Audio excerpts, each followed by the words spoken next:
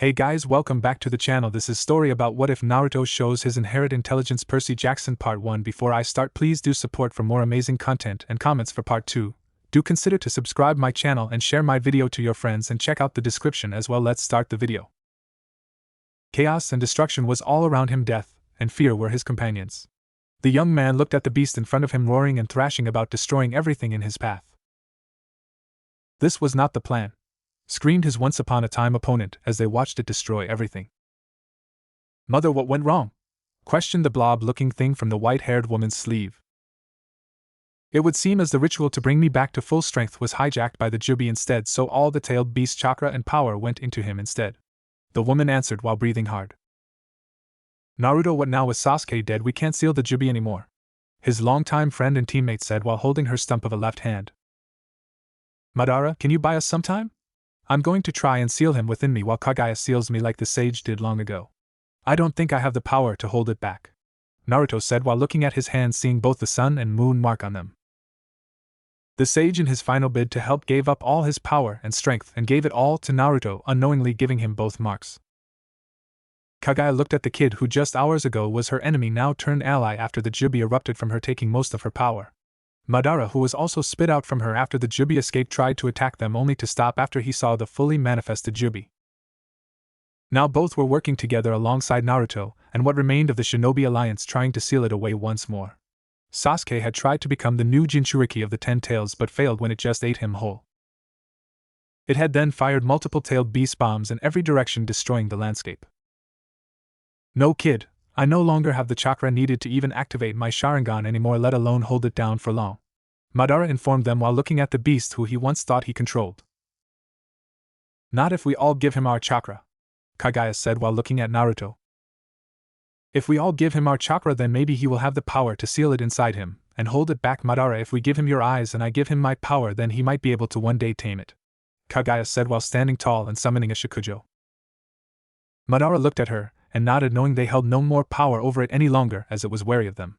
So with what little chakra he had left, he placed his hand over Naruto's back and let his chakra flow while using his other hand to rip his eyes out and gave them to Sakura, who nodded and started to prepare to transplant them to Naruto. Kaguya helped Sakura transplant the eyes into him before transferring her chakra little by little. Everyone he knew did the same, making him smile at them.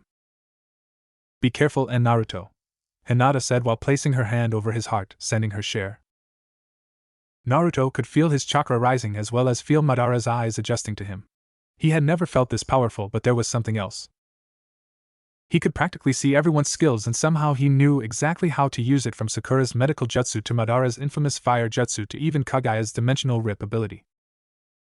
Just like a king must always be ready for war, a queen must always know what her subject knows. You have grown a lot, Naruto, so much that I'm sure your father would be proud. Naruto snapped his eyes open and began looking around him with his new Rinna Sharingan eyes, courtesy of Madara and Kaguya. And Mom, is that you? All he heard was a sigh and sadness before the voice once more spoke to him. Finish this, son, and I'm sure your father will inform you after the battle. Naruto nodded and looked towards the Ten Tails before taking a deep breath and summoning his Shikujo and bursting into his now silver and gold bijou cloak. This is the last chance we have to end this, and by the sage I'll end this. I won't let anyone else die, Naruto yelled while flashing towards Jubi. Everyone looked on in amazement at Naruto's new strength while everyone placed their hands together in a prayer-like manner and prayed to him unknowingly. Naruto suddenly felt more power flowing to him while simultaneously hearing everyone's voices in his head cheering him on. Go, Naruto! Suddenly there was a brilliantly flash and a loud bang, and everything went silent. They were forced to cover their eyes before they all had to grab onto something when they all felt a fierce vacuum. They didn't know what it was until they all looked to see their chakra being taken and sucked into what looked like a black hole where Naruto and the Jubi once were. When it all calmed down, everyone suddenly felt the loss of chakra. Sakura looked around, seeing some trying to do jutsus to no avail. She even saw Kakashi look at his hands in shock. Kakashi-sensei, what happened? I can't sense my chakra anymore? Sakura asked while looking at him. The Ten Tails was the originator of chakra, and with him gone, so is chakra. Whatever happened in the moment Naruto touched it might have forced every last drop of chakra to return to it before they were sucked into that black hole, Kaguya said while standing up and looking towards where Naruto and the Jubi once stood. With chakra gone, there might finally be true peace, as now we are all the same, no more shinobi, no more bloodlines, we are the same. Kaguya went on while looking at Sakura, showing that now her eyes were a dark gray color instead of pure white. But what about Naruto? Hinata screamed, her eyes also becoming gray. That boy is too stubborn to die to something like this. I'm sure he found a way out before it, and is probably out there looking for trouble. Madara said while his eyes were now Naruto's old sapphire blue, something everyone instantly agreed looked weird on him. I'm sure we'll see him again someday. Maybe when he does come back he'll have one hell of a story to tell, Kiba said, trying to lift Hinata's spirit. Alright, then we should also try and do our best to make sure he comes back to a peaceful and thriving new village, Ino exclaimed, getting many yells of agreement. Madara watched the previous Kages slowly turn to dust but decided to speak to Hashirama one last time. So this is the final time I'll ever speak and see you till my time comes once more, Hashirama? So it seems, but maybe now you can live a peaceful life among them. After all, you now hold the most experience, Hashirama said while slowly fading away. Until we meet again, old friend, Madara said while smiling at him. As he went back to help out, he saw Kaguya staring out into the empty space, still looking. So what will you do now? I don't know what I should do, Kaguya asked him, never looking away. We will need all the help we can get to rebuild everything, so you're more than welcome to join us. After all, any friend of Naruto is our friend. Shikamaru spoke up while scratching his head. They are right, so want to join us, Tsunade said while extending her hand. With this, the now ex-shinobis were now on their way to making a new start, hopefully for the better, but only time would tell what came of it. Naruto. For the past hour or so, all he could feel was agonizing pain from the constant struggle inside him against the 10 tails now known as the Shinju. He could feel his body tear apart, then be put back together, only to start all over again. He felt his very soul being melded together with the Shinju, both fighting for dominance inside him. He was so close to losing if it wasn't for the timely interference of his father, and surprisingly his mother. Mom? Dad? How are why you here? Naruto struggled to say while pulling with all strength on the chakra string connecting him and the Shinju. Don't worry about that now, son, for now I'm going to distract it, and your mother is going to help you pull. With that said, Minato was gone in a flash before appearing around the Shinju and delivering Rasengan after Rasengan, distracting it long enough for his hold on the chakra string to slacken. Now! Kushina yelled before Naruto felt his strength grow 1,000 times over, and with one mighty pull he saw the Shinju's chakra leave it and flow into him. Naruto didn't know how to describe the incredible feeling of power flowing into him, but he could feel his body becoming denser, and his chakra reserve felt almost infinite. Now's not the time to be amazed with your new power, son, since the Shinju is still here, Minato said, knocking him out of his daze, making him look at the incomplete version of the Shinju once more. Alright, well, now to lock him down until I can find a way to split him once more. With that said, Naruto made a single hand sign before announcing his technique. Sage Art, Gracious Deity Gates. With that, 18 Torii Gate came from the top of the Shinju's, locking his tails, arms, chest, waist, legs, and neck, preventing him from moving even an inch. That should hold for now. With that, Naruto turned toward his parents, and before they could say anything, Naruto was upon them, crushing them in a huge hug. I guess you two being here means I'm most likely dead, huh? With that simple sentence, Naruto felt a fist hit his head, making him look at a very angry mother with her fist raised ready to strike again. Don't be stupid, Naruto, you're far from dead, in fact I say you are in. Kushi, shouldn't we take him to meet her first? Minato stopped her before she could continue. Alright, I forgot, hold on to your questions. There is someone who wants to meet you first, honey. Before he could make a retort, she snapped her fingers and they disappeared from the void. Unknown location. The first thing he saw was an endless night sky filled with stars, far more than he had ever seen anywhere in the element nations. Though the moment he looked towards his feet he almost had a heart attack as he saw what looked like moons or planets, scaring him into thinking he was gonna fall. Relax, son, nothing will happen to you, come, it's rude to keep the host waiting, you know. Naruto looked to see his mother had changed in appearance, but her voice and the warmth she gave him was the same. He couldn't describe her looks, as to him his mother would always be beautiful, but if he had to, then he'd have to say that the brown hair didn't really complement her beauty, or those brown eyes with brown specks. What happened to you, Mom? You look different, but I must say that this look doesn't really suit you. I loved your red hair more and your violet eyes too, Naruto said, earning him a huge smile from her and a hug. Thank you, honey, but this is how I really look like, you see. Taking a deep breath, Kushina decided to just drop the ball, as they say. Where I come from, my true name is Hera, Queen of Olympus, goddess of marriage and motherhood, patron of women and ECT. Now revealed, Hera said while looking at Naruto, who just looked at her for a second before he sighed and slapped his face hard. Oh. Okay, not dreaming, so that's good now then, what the fuck? Naruto calmly said to himself before exploding on her. Ah yes, your father had the same reaction too when I told him, Hera said with a smile while looking at him. But before you say another word, we need to speak to someone now, come. With that she grabbed his hand and dragged him off to who knows where. As he was dragged, he was thinking what this meant for him. His mother was a goddess, so that meant she was immortal, which meant you could have been with me this entire time if you were truly a goddess. Those words froze Hera as they sounded cold and empty, like she had just been stabbed straight through the heart. Naruto honey listened but was stopped when he ripped his hand from her grip. All those years alone, all those years without the love of a parent, and you were alive all this time? No, you never truly died, so what, you decided to take a vacation with Dad, and when you saw a way out you took it. Did I even matter to you, and was the person I met when fighting with Kurama even you? Naruto told her, making her get more and more hurt and sad while looking at his now cold onyx eyes. If you wish to be angry at anyone, young hero, then be angry at me, since I forbid her from setting foot on your realm after the Nine Tails attack on the day of your birth. A feminine voice rang out, making him look behind his mother to see someone standing there. She looked to be dark-skinned, like she might have been from the Cloud Village, with black hair that had white streaks that looked like shooting stars. Her figure rivaled that of Aino, with breasts just a tad bit smaller than Tsunade, but not by much. She also seemed to be barefoot, wearing an elegant black dress with stars all over it. Child of prophecy, please come closer so I may tell you why your mother couldn't be with you. Naruto nodded while walking forward, and once he was 5 feet away from her, he noticed her eyes looked like a mass of swirling stars with no pupils, only stars.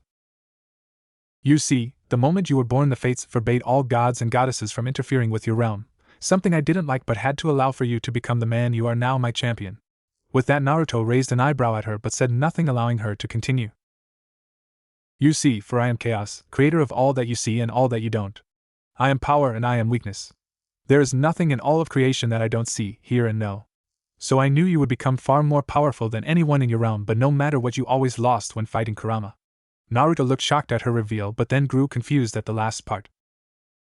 I lost against Kurama, but I won. Ho, that's when it struck him, and he looked at his mother, who smiled sadly at him and nodded, knowing what he wanted to say. Yes, you did, because I ran through all options, and when I saw that the presence of your father didn't help, I tried your mother, and that's when the tide of war changed for the better. Your mother's love reached you and empowered you to never surrender. Chaos yelled excitedly, being far too giddy.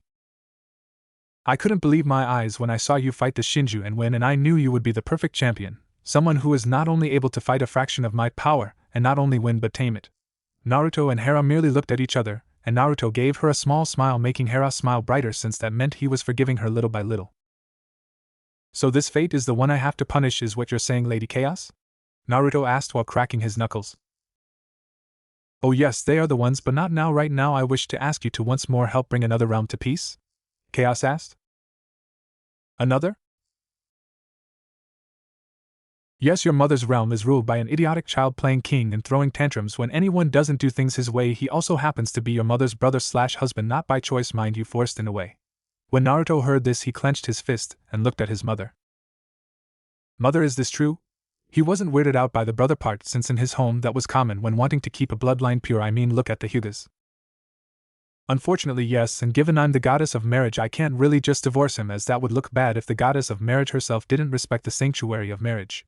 Doesn't mean I haven't looked for a way out, and after centuries of looking I found it. Hera looked at him and smiled while grabbing his hands and bringing them to her face. I loved your father, that was no lie, and I was so very happy to find out I would have a child with him, so much that I was willing to fight my husband to make your father my immortal husband and bring you both back with me. Hera told him, making him smile and give her hands a squeeze. Then I found a very old law that my mother left for this very occasion, stating that any child of mine holds the right to dethrone my husband, as he holds my blood, therefore royal blood. I was planning on letting you grow and teaching you everything I knew, so one day should you and your father choose to come back with me, and as I knew he would try to smite you, you could challenge him to the right for the throne. Naruto was surprised, but before he could say anything his mother placed a finger at his lips. But as I saw you grow, I saw that you didn't care for glory or fame. You could have become king of the land of spring long ago, but chose not to, so I knew you would never take the throne and become king of the gods. Hera smiles while kissing his knuckles and smiling at him. So I decided instead to bring you back with me and help me as my demigod, and since Chaos chose you to be her champion, there is nothing Zeus can do to you. This way you'll always be close to me and help me bring peace whether he likes it or not. Naruto was liking this more and more, going with his mother, and helping her annoy a stuck-up prick well. Where do I sign up? Both women smiled at him, knowing what he was thinking. Minato. Minato, for his part, was just playing shogi with the Shinigami, with the other Kages just lounging around. It would seem your wife and son forgot about you, Minato. Yes, but I do hope they at least say goodbye. Minato told the Shinigami, not knowing that Naruto and Hera were already on their way to her realm. The other merely chuckled at his misfortune. Naruto and his mother were now waiting on Chaos to send them back to the realm of Hera. So what am I to do once we get there, Mom? Naruto asked while looking at her and stretching lightly. Unfortunately, I will have to send you to a camp for demigods for now until you can prove yourself a true hero in my realm. Then, and only then, can I make you a god and have you at my side at all times. Hera told him, making him frown but nod. That might be a little harder to do than we all think. When Chaos said this, she saw them look at her, so she continued on. Well, you see, Naruto might have the Shinju in his control but not his power, therefore your chakra is out of control, so I suggest training your chakra control once more. Oh, and just because you have the knowledge of all your friends' jutsus doesn't mean you can actually do them right away. Naruto's shoulders were slumping more and more as she went on. Another thing, yes, your clones are an excellent way to train, but not with this, as the Shinju is disrupting your chakra flow until you can fully tame it, so I believe you can only make around 2 to 3 clones at a time now. With those final words, Naruto was on the floor on all fours, crying tears of despair. And my training cheat move is useless now, and now I have to actually train. Hera laughed at her son, knowing how much he loved that move. Cheer up, my child, with my blessing you'll be able to use the very basics of the Sharingan. At least everything else you'll have to once more work for it, and I'll love to see you once more show me why you were the best choice to be my champion. Chaos said while smiling at him. Wait, if the Shinju is a fraction of you, can't you give me full control over it so I can use my clone again? Naruto asked with hope in his eyes. Why, yes I can, but I won't, since it'll be a lot more fun to see you grow once more. I mean, really, Naruto, I'm here all by myself. I need some sort of entertainment, no? And me being unable to properly protect myself is entertaining. Naruto deadpanned. You won't be unprotected, since as my champion nothing in creation can fatally hurt you. I did tone it down so you won't be too overpowered. I can't have a mortal stronger than the gods straight off the bat now, can we? That would just be weird, plus it will placate little Zeus for a bit, and keep him off your back if he knows that the bastard son of his wife can be put in his place. Naruto nodded at her reasoning, but then another thought came to mind. So what can I do? You'll be able to make, as stated, anywhere from 3 to 5, with my blessing of course, clones, the Rasengan, Sage Mode, although nature is limited there, the basic Sharingan, Predict, Copy, though nothing uses chakra so demigod-related techniques can't be copied, and the ability to put people under genjutsu. Even though I know you are not good at them, with the Sharingan you can at least make people fall asleep and hypnotize them. Naruto was shocked that he was basically no stronger than a Chunin. I'd also recommend you not try and use the Bija cloak too much, since it only worked last time because I allowed it to, so I could bring the Shinju and you here. Once you tame the Shinju or separate it once more, you can freely use it again. Chaos informed him while he nodded along. With my blessing you won't have that much difficulty learning everything once more, it will just take time. Also, should Zeus truly try and smite you, all you have to say, Chaos grant me strength, and you will have instant access to your Bija cloak. Just don't kill him, not yet at least. Naruto tilted his and looked at her confused. There is a prophecy going on right now, and Zeus, although he really isn't needed, but for better or worse needs to be included for now, as the prophecy involves his daughter and the children of his brothers. Naruto nodded. Man, I just finished one prophecy and now I have to help with another. Naruto whined while placing both arms behind his head. Can I at least know this prophecy, or is it top secret? Naruto asked while looking at both his mother and Chaos. The prophecy itself is as follows.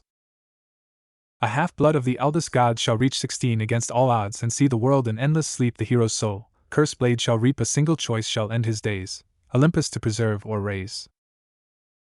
That is the full prophecy, and since Zeus, my brothers Poseidon and Hades are considered the big three, we all know it refers to them. Hera studied while watching her son go into a thinking pose and seemed to be deep in thought. I see, I don't get it at all, Naruto said after finally slamming his fist into his open palm, making Hera sigh in exasperation. Chaos though laughed loudly, always loving Naruto's goofy and idiotic personality, since it always brought so much warmth and joy to whoever accompanied him on his journeys. Well, now that you know your limits, it's time to send you two off. I was able to get everything pertaining ninjutsu, genjutsu, taijutsu, kenjutsu, senjutsu, and everything else a ninja might need who can use everything since you are now the last shinobi given how the Shinju, and you unknowingly took all the chakra with you.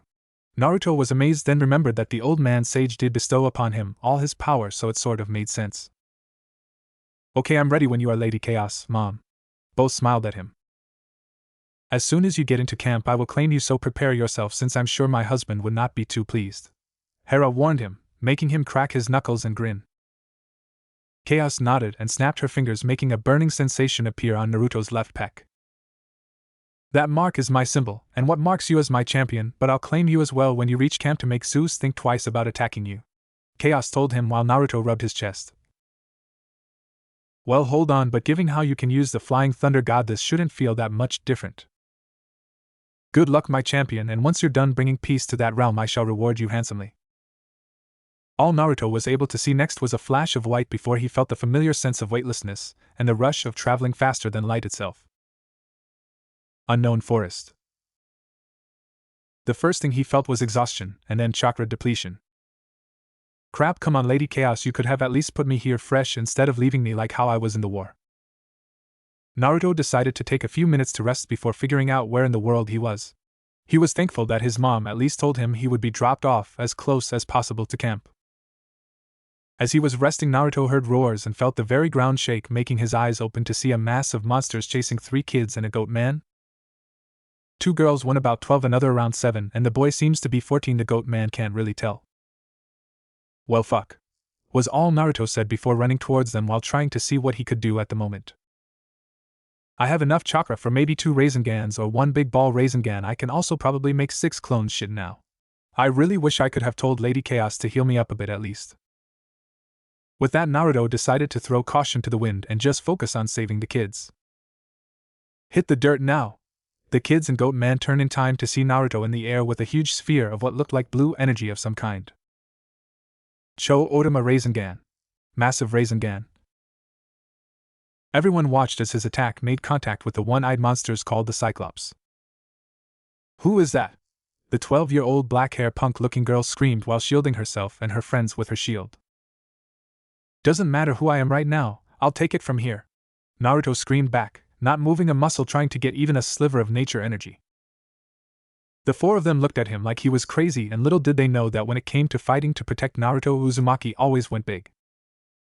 When 2 giant black dog-looking monsters took a step forward towards him, Naruto vanished in a burst of speed and appeared in between them, aiming a punch to both their faces. Unfortunately, Naruto saw them both dodge, or so they thought, before the 2 of them were sent flying in opposite directions, slamming through a tree before turning to golden dust. Before any could see, the marking around his eyes disappeared and his onyx black eyes were back. Really? Only 5 seconds of Sage Mode is all I can muster right now, what the hell?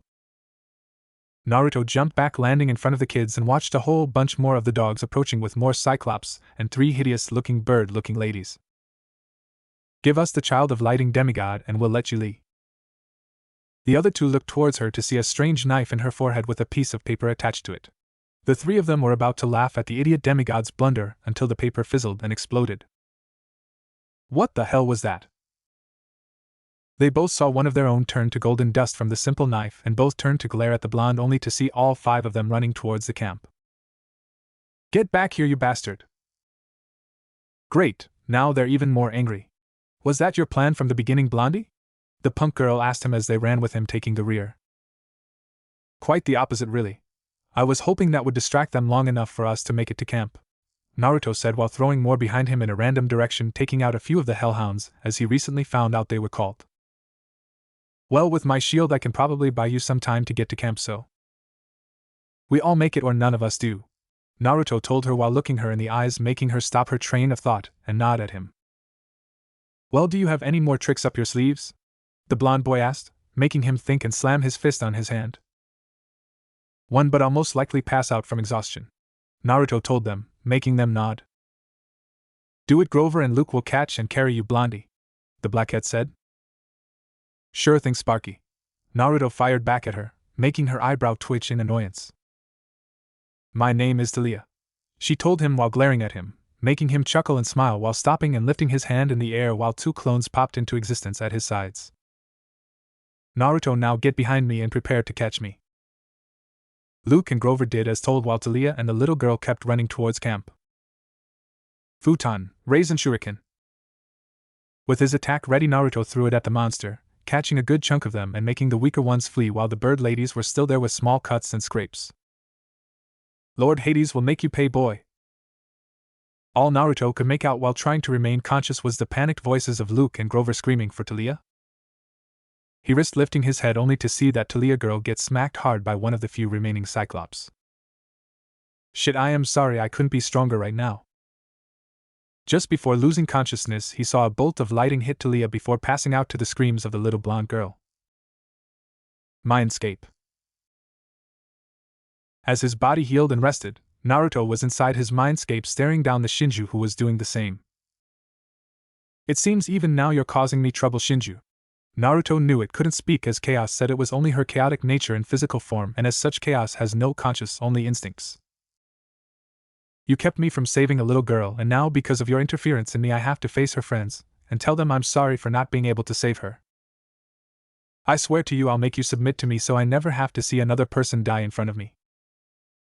Naruto put his hand on the Shinju's snout, and squeezed, taking a bit more chakra from it to speed up his recovery. I swear this on my partner's and best friend's name, Kurama. As he made his oath, he felt himself awake in the real world. He knew time in his mindscape was different, since it was all in his head. He could make time last as long as he wanted.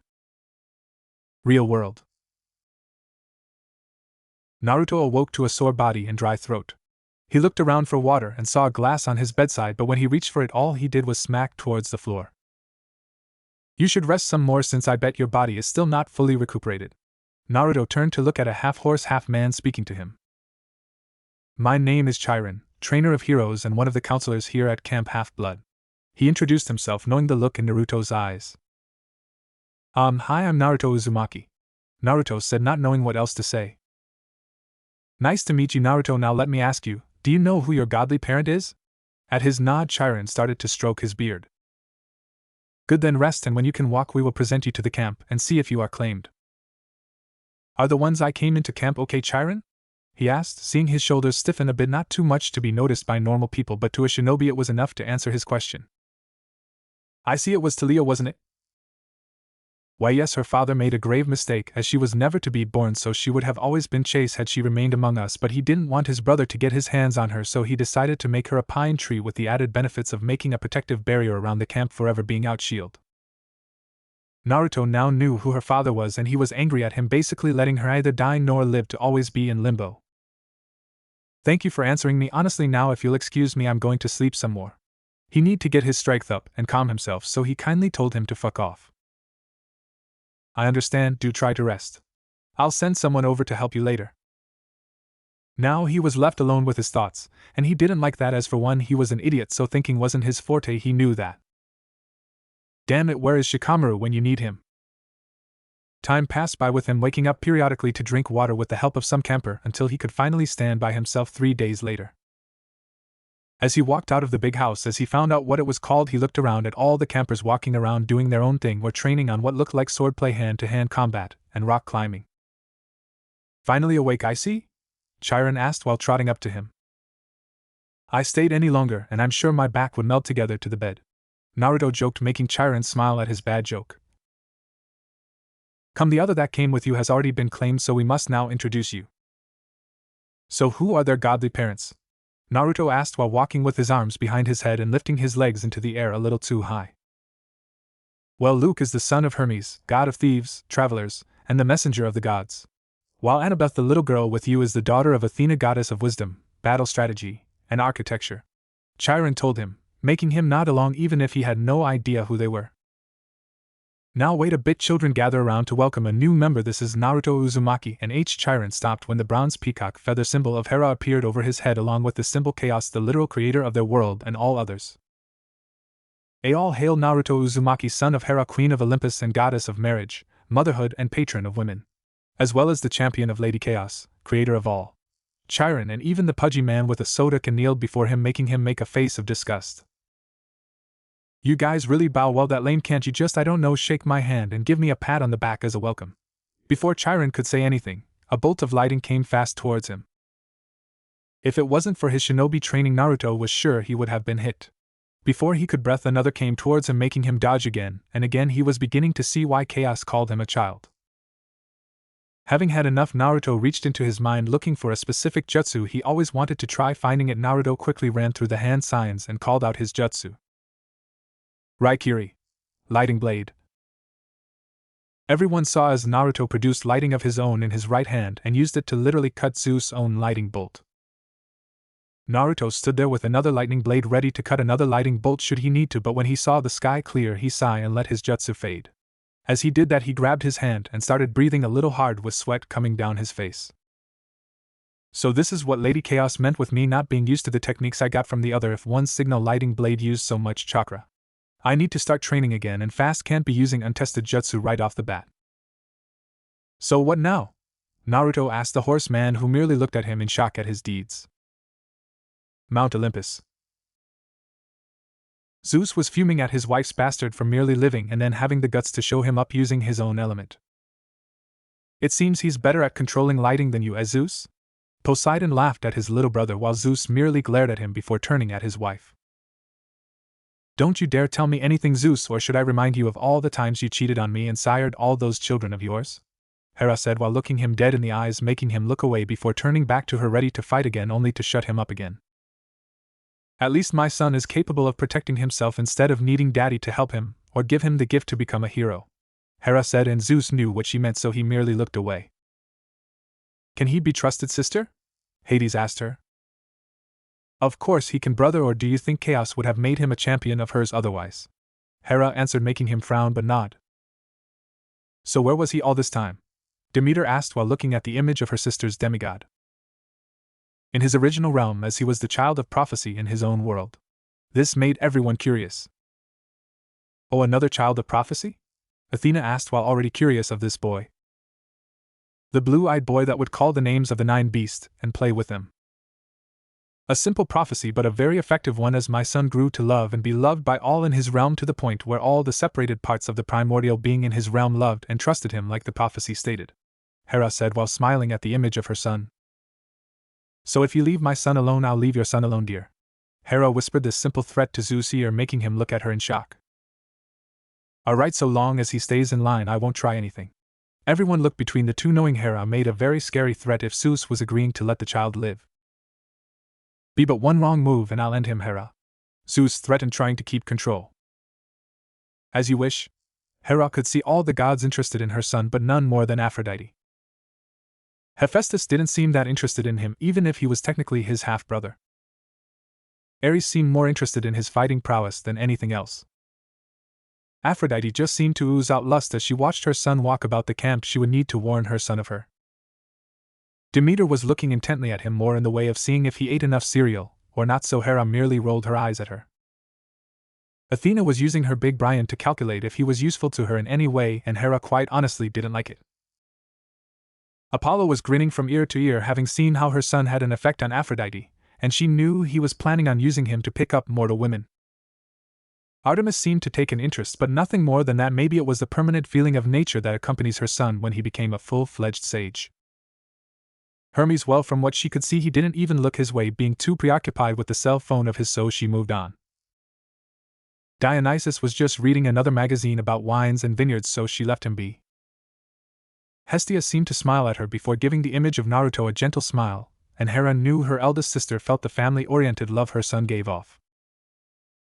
Hades, on the other hand, nodded at her, and went back to trying and dissolve the fighting between his brother on who their mother loved most. Poseidon trusted her, so she knew he wouldn't try anything for fear of her wrath, so she wouldn't judge him too badly. She also knew about his demigod son, so she had leverage should he try something. Zeus, on the other hand, was the one she would keep an eye on very, very closely. Zeus, over at his throne, felt a chill down his spine, as if he was being watched and judged for a crime he had yet to commit. For now Hera would watch the other gods and goddess, some more than others, but soon she would determine who could be allies and who would be obstacles. She also felt that maybe her future daughter-in-law was here as she panned to the other goddess. She smiled at some and nodded as she could see one falling for her son. I have all the time in the world to plan on how to get my son together with her, so I'll wait. Grandchildren can wait a few centuries. Back at camp, Naruto was sneezing up a storm, wondering who was talking about him so much, and he also felt a feeling of dread as if someone was plotting something with him in mind. Camp 2 months later. In the 2 months since his arrival, Naruto had been training non-stop, trying to get back his strength. So far he was able to kick his clones from 3 to 8 without accessing chaos blessing. With her blessing he was able to make about 15, but it was very taxing on him. Since the day he failed to save Talia, he was able to get to know both Luke and Annabeth. He found it funny when the little girl blushed and stuttered around both him and Luke, since it reminded him of Hinata. He also took it upon himself to train everyone in camp, including Aphrodite's cabin, something that the girls hated, but one well-placed Ki stare later made them agree. It also made them fawn all over him. Right now we find Naruto meditating with the dryads and nymphs around him, watching and drooling over his ability to be one with nature. When the satyrs found out that he could not only sense nature but harness it to a certain, they almost fainted. "Hey Naruto, do you have a moment?" The voice of Chiron broke the silence, and surprisingly the dryads and nymphs glared at Chiron for interrupting him. "What can I do for you, Chiron?" Naruto asked while standing up and dusting himself off while letting the nature energy he had gathered slowly go. "I'm here to let you know that your mother's cabin has been cleaned and aired out as well as renovated for a Hem sage's needs." Naruto raised an eyebrow when he said the last part. "Was that all, Chiron, or do you need something else from me?" "Yes, you see, the satyrs have told me about another demigod child close by in New York City, and I was wondering if you would help us retrieve him," Chiron asked while walking with him. "In the shape I'm currently in, I'd do more damage than good, but if you can wait at least 1 or 2 years to bring him in, I'd be in better shape to help," Naruto suggested while stretching his arms. "Yes, I believe we can. The child is around 7, so we might be able to keep him hidden for another 5 years before his presence becomes too noticeable," Chiron told him while nodding his head. "Great, then I'll be heading out and exploring this world after all. I need to know my battleground," Naruto exclaimed while walking faster and leaving Chiron surprised. "Wait, Naruto, no one is allowed to leave camp if they have nowhere to go, since the kindly one will attack them," Chiron said while trying to talk him out of it. "Really? Well, that's great news then, since that means I'll get some experience fighting them, and I'll be getting some training in." With that, Naruto left him to go to his new cabin and prepare for his journey ahead. Hera's cabin. The moment Naruto entered his mother's cabin, he saw her sitting out on the patio leading to the docks, making him look around as he made his way towards her. His new cabin had a wooden floor with vines on the walls with tree branches coming out the walls. Naruto could practically feel the pure nature inside, making him loosen his tense muscles and take in a big gulp of air. He was able to also see animals walking in and laying on the floor just resting, making him smile and pat one of the deers that just walked up to him. "Calming is, and hope you like it, Naru," Hera said while looking back at him and beckoning him over to sit in the empty chair next to her. "It feels just like Konoha, Mom. What did you do?" Naruto asked while sitting next to her and accepted the nectar she offered. "Chaos pulled some strings and brought a bit of the leaf here for you, so going sage mode will be fairly easy in here, and only you can enter or those you allow in," Hera told him while drinking her wine. "I hear you're going on another journey?" Hera said while smirking at his sheepish look. "Yeah, I need to learn more of this world and I need to train, and you of all people should know that I learn better through action and not studying," Naruto answered while taking a sip of the nectar. "Be safe out there, okay, honey?" Hera said while grabbing and squeezing his hand, making him squeeze back and smiling at her. "Here, I thought you were gonna try and stop me?" I know you better than most sons, since I always kept my eye on you, so I know better than to stop you," Hera pouted while looking away, which in turn made Naruto smile at his mom. "Sorry, Mom, do you have any suggestion on where to go first?" Naruto asked her while looking at the setting sun in the lake while enjoying the feeling of nature coming out of his cabin. Hera smiled at him and thought for a moment of where to send him to before sighing and summoning a map from thin air. "I suggest going to New York City so you get used to what this world looks like, and also you can check on that demigod child. Make sure to mark this place so you can return at any moment," Hera told him while handing him the map. As soon as he opened it, he saw a gold marker next to a light blue arrow. Naruto instantly guessed that the gold marker was his mother while he was the light blue. Whenever you see a gold marker, it means a god or goddess is around, and when you see an area highlighted in gold, it means it holds some godly connection, Hera explained while Naruto listened and nodded his head to show he understood. Now demigods are white with a golden outline as to show that they hold the potential to become a god. Naruto raised an eyebrow and was gonna ask a question when his mother beat him to it. "You hold the Shinju, honey, therefore you technically are a god, but with the potential to become a primordial, but chaos is stopping you so Zeus doesn't throw a little tantrum about it," Hera told him, making him nod his head. All you have to do is say your destination, and the map will show you the direction you have to take. Here, I'll show you New York City. Hera loudly spoke, and the map instantly started showing a red line that stopped directly on New York City. Oh, so I just say the location and it'll lead me there, so what if I don't know any location? Naruto asked her while looking at her. Then it hit Hera that Naruto had no idea about anything of her world and thought about it. Son, you do know that you have my blessing as well as the Queen of Olympus's blessing, right? What are these blessings, Mom? Hera sighed since she knew this was her fault. I guess you can call them bloodlines, since only those who are your blood relatives can use them. For instance, all of Ares' children are master weapon users, as it doesn't matter which weapon it is, they instantly pick it up like second nature. Ah, so I have a bloodline from you, Mom, Naruto excitedly said while smiling at her. Yes, as my child you have minor power over my domains, and as the child of the Queen I have personally claimed you as Prince of Olympus, therefore you can look at someone and know everything about them, Hera told him, making his smile grow. For instance, you can look at that little Athena child and know who her mortal father is, and what her fatal flaw is. Also, if you ever meet a child and you have a feeling she might be a demigod, you can use my blessing to find out who her godly parent is. Naruto was liking this, but felt that maybe that wouldn't really help him unless he became a demigod retriever or something. Hera, seeing this, decided to add more to make Naruto more proud of being her son and not think she was weak. You also get super strength far greater than even Tsunade, as well as being able to tell if something is of godly origin. Basically anything within my kingdom you'll know, and everything I know you'll know as well, Hera told him. Naruto for his part was amazed before a thought came to him. So Ares and Hephaestus also have these abilities since they are also my half-brothers? Naruto asked her. No, since I refuse to bless them with them since they are both unworthy. Well, more like Ares is, since if I did he'd try and use it to his own ambitions, Hera told him before remembering something important. Naruto dear, listen and listen closely. Ares will try and fight you as well as Aphrodite will try and seduce you, so please be careful. Okay, if you can avoid them, please do for now, since if Aphrodite get her hands on you she will try and use you too as she pleases, Hera warned him while grabbing his hands. Don't worry, Mom. I've been able to make progress on Madara's Sharingan as well as being able to once more use Dad's Flying Thunder God technique, Naruto told her while activating the Rinna Sharingan and showing her. Of course I can't do any of the Uchiha's fancy techniques, but I'm getting there since now I can dispel illusions and cast minor ones. Hera smiled at him, knowing full well that her son was working hard every day, sometimes from sunrise till sunset. So how do I use your blessings, Mom? When you need it, it will come to you, son, Hera told him before standing up and stretching. Well, I'd better leave before the other gods figure out I'm here, as we aren't allowed to visit our children because of the prophecy, and all stay safe out there, Naruto, and remember, if you ever wish to talk to me all you need to do is pray in my name, and I'll hear you. Naruto nodded his head before watching his mother flash away. Alright, time to pack up. Should I leave tomorrow or should I wait? As he started packing, Naruto was in deep thought about when would be the best time to leave camp. By the time he finished packing the little he had, Naruto decided to leave in a week, as that would give him enough time to train the camp a little more and show them a little more teamwork. 4 days later. As Naruto kept training the campers, he was able to see that some have been able to see that he was planning something since he was training them harder than before. He could see young Annabeth look at him with sad eyes before pouting and looking away from him. Yet she never missed his lessons in knife play and hand-to-hand combat. What really worried him was Luke distancing himself more and more from everyone. No one had noticed, but he wasn't a shinobi for nothing. He could feel the darkness taking hold of him, and when practicing his use of the Sharingan he could see a strange aura around him. He had sent clones after him to spy on him, but unfortunately he always managed to give him the slip, something that frustrated him to no end. I'm gonna have to mark him before I leave, or else he might become a threat later on.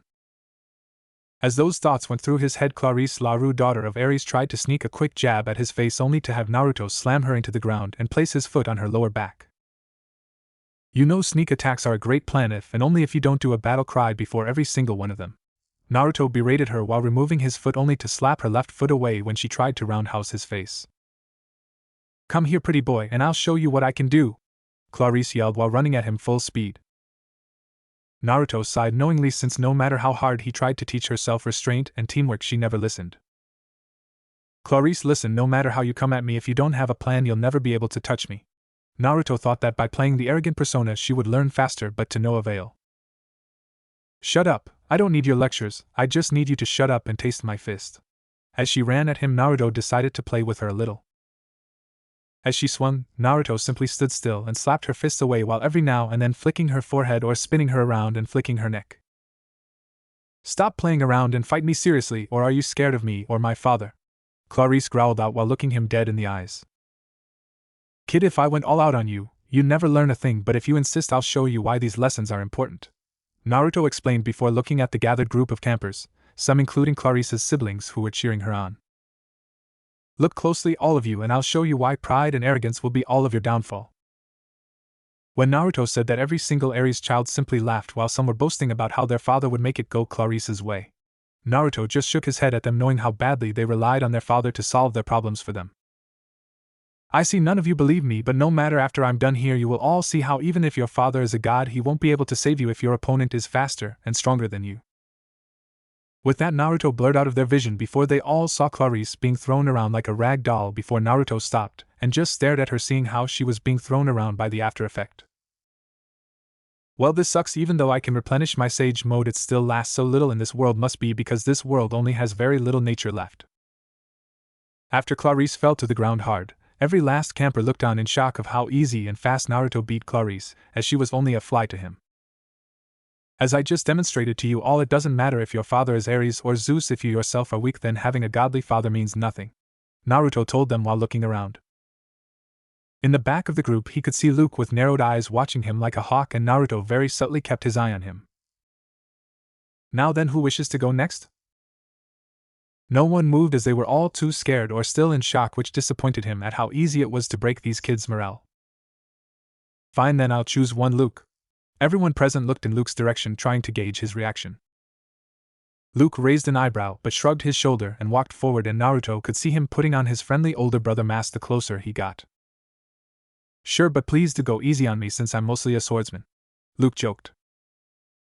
Naruto, though, could tell he was trying to snake his way out with his silver tongue, but unfortunately Naruto just got a late birthday present from his mother, since when he finished the war against the Shinju he had turned 17.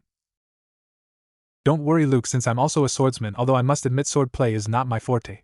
With that, Naruto summoned the executioner's blade, making everyone's eyes once more bulge from their sockets. This here is named Kubikuribocho, better known as the executioner's blade. It once belonged to an old friend's father, and I was allowed to wield it in his name. With that, Naruto put the sword on his back and got in a crouched position, much like Zabuza once did to him and his old team. Don't hold back, Luke, or I won't fully be able to grasp where you lie in terms of sword skill. Ready whenever you are, kid. Luke visibly gulped before reading his own sword and took a tentative step forward. Naruto smiled at his cautiousness and decided to take the initiative, and rushed him, making him raise his sword to block, only to fall to one knee as he felt the full brute force and weight of the executioner's blade. Think before you act, plan before you strike. This is something you must learn to do at once, for when you fight another sword user you must be ready. Even though Naruto didn't want to make him a bigger threat, he couldn't help but picture his old friend Sasuke. Sasuke left because he thought he could obtain power outside of the leaf, and Luke seems to be going down the same path, so if I can show him that I can teach him and help him get stronger here, maybe, just maybe, I can still save him. With that, he jumped back and put his sword in a defensive position as Luke was able to get up and charge him. Naruto blocked every single strike Luke made, which he saw made him angrier if his quickened pace was any proof. While all around him everyone was whispering about how Luke, the best sword user of their camp, was being toyed with as if he was still a beginner. Luke, the guy who came to camp after fighting dozens of monsters, the guy who after joining the camp made a name for himself as a master swordsman, was being toyed with by Naruto. It seems he doesn't waste a single strike. He really is a great swordsman, but I didn't inherit all of my friend's memories and skill just for show. You're good, kid, but I'm not an Uzumaki for nothing. Luke raised an eyebrow at him, saying this only to immediately dodge left, seeing the executioner's blade nick his right cheek. With that, Luke was put on the run, since he could block a sword that big or deflect it, and even if he tried to stop it, he was pretty sure his sword would snap. He couldn't even find a chink in his form, as this was a totally alien form to him, as it was not of Greek descendancy. What kind of sword stance is this? I've never seen it before? Luke questioned while dodging more strikes. Of course you haven't, since all you children do is study Greek history. There is a bigger world out there than just the Olympians, but none of you care, since the rest require you to actually work for it, so you settle for the Greek stances. Naruto lectured while switching between the stances that Be taught him as well as the ones Yugao taught him. He could see Luke struggling to even keep up, so he decided to end it so as to save him from further embarrassment. You're good, Luke, but unfortunately I'm not tied down to just my Greek heritage like you, so have a nice nap.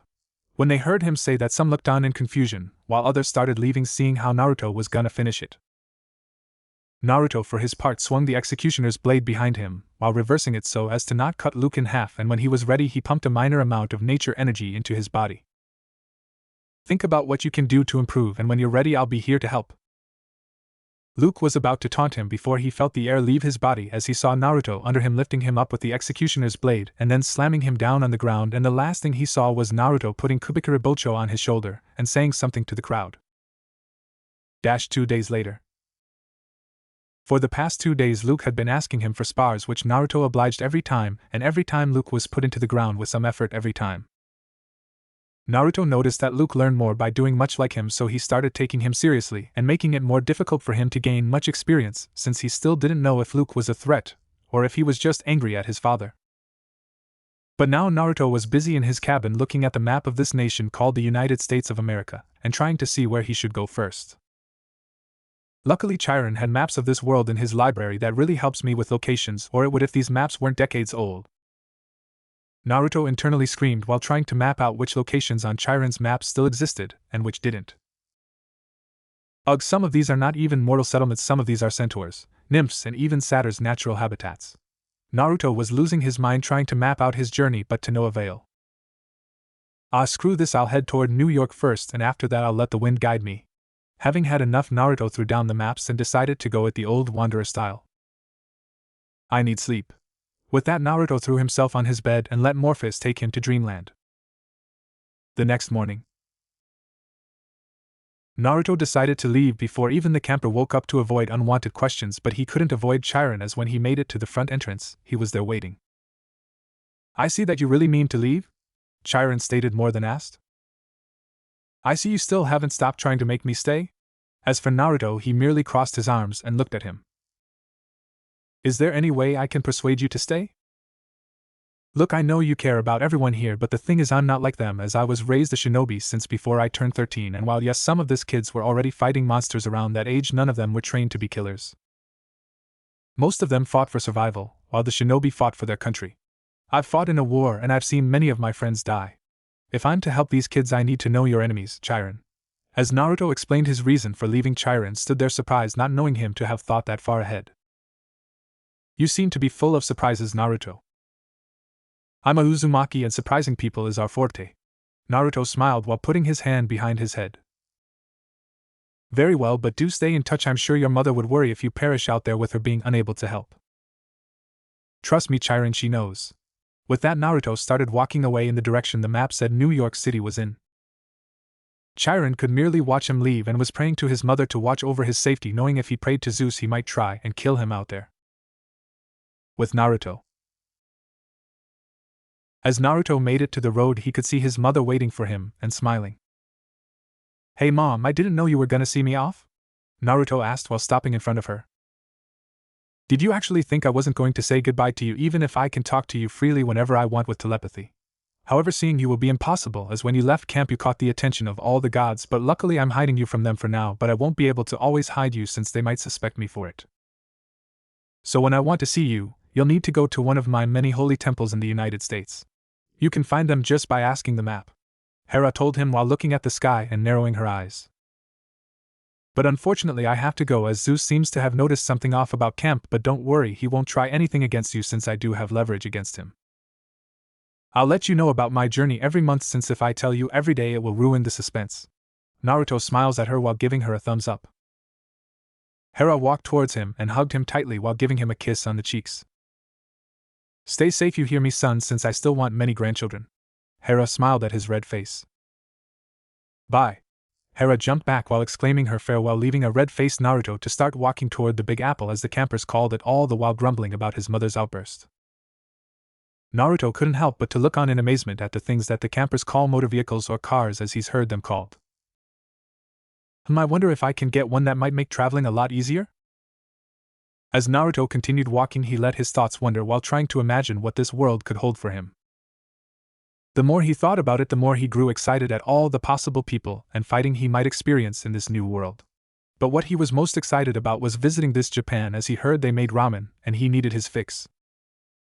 Alright, let's get this journey started. The sooner I make it to Japan, the sooner I'll get to eat ramen. With that, Naruto marched his way toward New York to take a quick peek at this demigod child to make sure he stayed safe till he was stronger and had a better hold of all this new techniques. Naruto is on his way towards the big city, but is he ready for everything that this new world has, or more importantly, is he ready for all the mind-blowing new sights and gadgets he will soon witness? With Naruto. Naruto was having a blast making his way towards New York City, as in the 2 hours he had set out he had fought nearly a dozen monsters. Man, some of these monsters are really weak. Talk about a letdown. As he thought this, a one-eyed monster that he learned was a Cyclops appeared from the nearby forest and tried to hit him with his club, only for Naruto to stop it with his mere hands. "Come now, big guy, you'll have to do better than that next time," Naruto said while crushing the club with his newfound strength, making the Cyclops stare at his now broken club before turning into gold dust. Naruto stood there with the legendary blade known as Kusanagi after cutting the beast's head off. "Now I wonder how long till I reach the city?" Naruto asked while taking out his map and thinking his location and distance, and seeing he had about another hour till he reached the city. From his location, Naruto could make out the city, and he knew it would be a sight to see. As he began to walk once more, he saw one of those big cars known as a truck coming his way, making him grin. -15 minutes later. Naruto was having a blast riding the truck's roof and watching this new world pass him by. He knew if people looked on, they would give him weird looks for riding a truck on the roof while sitting down. "I love chakra!" Naruto inwardly screamed in joy while feeling the wind in his hair and lungs while using a little wind manipulation to avoid eating bugs. Naruto was smiling ear to ear as he saw the big green sign that said "Welcome to New York, the Empire State." "Finally, I'm here!"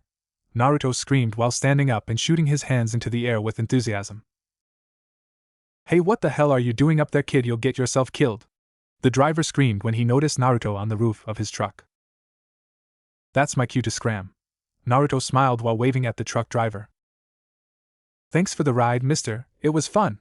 With that, Naruto threw down some smoke and shunned away, making the driver and onlookers cough before noticing the blonde kid was gone.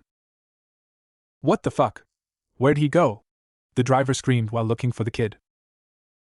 Naruto, for his part, was on the roof of a nearby building looking at the city, making his eyes widen in shock at the sight of the Big Apple, as the campers called it.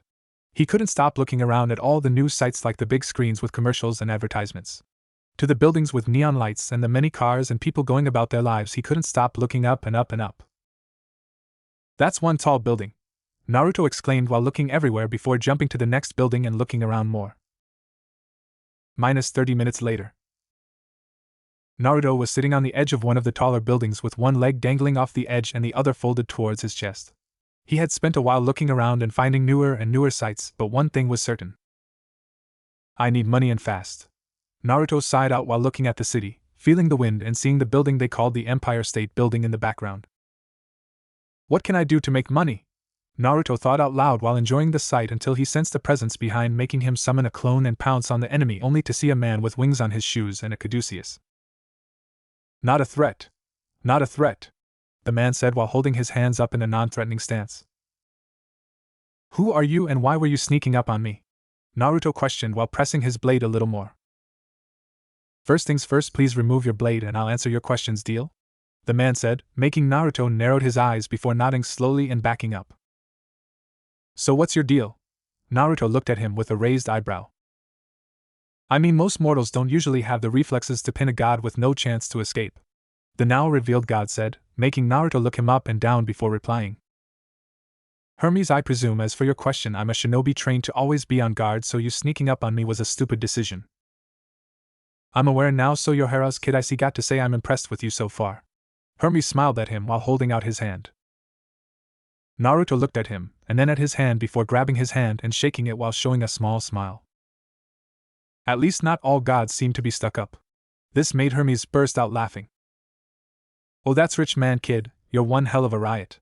Naruto let the god finish before asking his next question. "So what can I do for the god of boundaries, roads, travelers, merchants, thieves, athletes, shepherds, commerce, speed, cunning, language, oratory, wit, and messages? Man, you guys need to find a way to shorten that. That was a mouthful." Hermes for his part smiled. "Well, I owe your mother a favor and she cashed it in recently. I'm supposed to help you in any way I can, and I heard you say you needed to make money, so I'm here to help you make some dough," Hermes said while summoning some chairs and motioning for him to take a seat. "Oh well, next time start with that." Naruto told him while sitting down in front of him. Yes, well, your mother said something about your godfather writing some books that were a huge success in your old world? He asked while snapping his fingers and 2 glasses appeared filled with nectar. I see she wants me to republish them here and hope for them to be a success as well? Something along those lines. She also said that there are some other things you could use to make many that are in your scroll. Naruto drank from his glass while summoning his scroll, making Hermes look on in amazement at his abilities. So that's what this valuable part is about. Saying that, Naruto input some chakra, bringing out some things, making his eyes widen at the things he took out. Some of this stuff are pure gold. Where did Mom find this? As he thought this, a little note fell down, making him pick it up and looked it over. I asked Lady Chaos to grab some of the Elemental Nation's prize jewels. I'm sure they won't miss a few, given how gold, silver, and rare gems are a dime a dozen in the Elemental Nations. They won't miss a few. Naruto's sweat dropped seeing his mother signed it with a chibi doing the peace sign. So how much are this worth in this world? Naruto asked while handing over 2 necklaces made of pure gold with some rubies and emeralds. Hermes whistled while grabbing the necklaces and inspecting them before nodding and handing them back and thinking it over. For both, I'd say around 50 million. Naruto's eyes widened and looked at the jewels and back before exploding. What? Hermes merely watches on with a grin, enjoying the small show of Naruto basically foaming at the mouth and rolling on the ground. Sometime later, after calming down Naruto, Hermes presented Naruto to a publishing company owned by one of his many demigod children that made it to adulthood, as well to some well-known entrepreneurs willing to buy some of his jewelry stock. Naruto also met and made quick friends with some auctioneers who would auction off some other of his jewels and gemstones his mother put into his scroll. Hermes even set him up with this world banking system as well as the demigod equivalent so he could use both currencies. It took about 2 months for Naruto to fully be set up and learn how to use the world's currency. By the end of it, Naruto was quite wealthy and couldn't be more happy with his newfound friends in many places, all thanks to his favorite god. Yo Naruto, how's it going? Hermes greeted Naruto in his new penthouse. I thought I told you to use the door. Naruto looked at him while eating his breakfast. Hermes just waved it off while sitting down at his table, and Naruto served him a plate of classic eggs, bacon, toast, and coffee. So getting used to the new environment yet, or do you still need time? Hermes asked while looking at the many Narutos running around reading books and some on laptops searching stuff up. I'm actually pretty much caught up on this world's history and current events, so now I'm learning the world's languages and taking a shot at this so-called stock exchange. Hermes nodded before they heard one of his clones exclaim. Oh hey, it seems our luck is as good as ever, we just made another 10 million over here. Hermes just looked at the real Naruto. I must admit, when you said that you had insane luck I thought you were joking, but I had Taichi look into your luck and she said she had never seen a mortal with such broken luck blessing. Naruto sheepishly laughed while scratching the back of his head. She said whoever your god/goddess of luck was, loved you so much as to bless you with unrivaled luck that even she wouldn't be able to undo it. Hermes was amazed and wished he had that much luck. I wish sometimes I didn't, since it always bites me in the ass later sometimes, making some very awkward situations. Naruto said, remembering some of the embarrassing moments he got into because of his luck. So what are you planning on doing now? I've got a child to look into who might be a demigod on Chiron's request, then I think of traveling around fighting some monster, and who knows what the wind blows after that. Naruto told him while finishing up his breakfast. Cool, well, I'm here on your mother's behest as she wants to know, and I quote, when will you get a girlfriend, he said, making Naruto blush before sighing. Really, Mom, I thought we had talked about this. Hermes knew better than to deny her a request, knowing how scary she could be when angry, plus he liked the kid, he was fun to be around, always making everything interesting. When will you set out? When I turn in the next volume of Aika Aika Paradise, Naruto told while grabbing his godfather's 3rd volume after translating it into English. This of course caught Hermes' full attention, making him lean in closer to him. Is there any ways I can get a sneak peek as your good buddy? Hermes asked while never imagining how successful this series would become that even the gods waited on bated breath for the next volume to be released. Hell, this was the only reason Zeus even let him visit the blonde, since with his close ties with the blonde, Zeus hoped for early copies of the books. And here I thought you were here to visit me out of our mutual friendship, Naruto teased while waving the manual script for his latest masterpiece, as everyone around the globe was calling Jiraiya's books. Naruto just knew Jiraiya was most likely laughing his ass off in heaven, knowing that an entirely new world was hooked on his work. Here, knock yourself out. Before Hermes could answer, Naruto threw him an early limited edition copy that he had made beforehand for his friends. I, Hermes, swear to repay your kindness with whatever you desire. Hermes bowed to him in gratitude after receiving the most prized thing in all creation to him anyways. Yeah, not good. I need to hand this in before checking on the kid. Naruto waved him off with that as he made his way toward his room to get ready for the day, making Hermes just nod as he was already reading the book. That evening, Naruto couldn't get over his publisher's reaction to him dropping off the next volume. It seems no matter where he went, perverts were always around him, not that he minded since his publisher was a good friend. Now though Naruto was standing on top of a street light overlooking the park where one of the satyrs said the would-be demigod was currently with his mother. He's a demigod alright, but whose he is isn't so easily mistaken with his overly pungent smell of the ocean. Man, this just got a whole lot more difficult. What was it Mother in Chaos said? Oh yeah, the big three can have children, and here I find Mr. Earthshaker's love child try. I can't interfere in this kid's life just yet or Sparky might find out, and kill the kid, and given his only 7, I'll give him 3 more years before I approach him and help him out a little. Naruto also saw the kid's mom sticking close by to a very ugly man, and even with enhanced senses he could smell the man from his position, making him frown a little. A mother will always make the biggest sacrifices if it means protecting her child, huh? I'll find a way to help her out before the kid needs to head to safety. With that, Naruto vanished in a golden flash, never noticing a young redhead looking on in awe at where he stood and wondering if she was finally going crazy. 4 months later. Naruto had finally made it to Wisconsin after many stops and sightseeings, but why did he come here of all places? Well, because of Northwood's forest, of course. It was time he buckled up and trained like never before, plus given how close he was to the border to Canada he knew he would be isolated and would easily be seen by passerby. Now then, for the next 2 years this will be my home. I will master everything. I will master Madara's eyes and I will conquer the 10 tails, or my name isn't Naruto Uzumaki. He yelled while tossing his jacket to the base of a tree and started to stretch. With that, Naruto summoned the 20 clones he could muster at the moment, and looked around before nodding at them.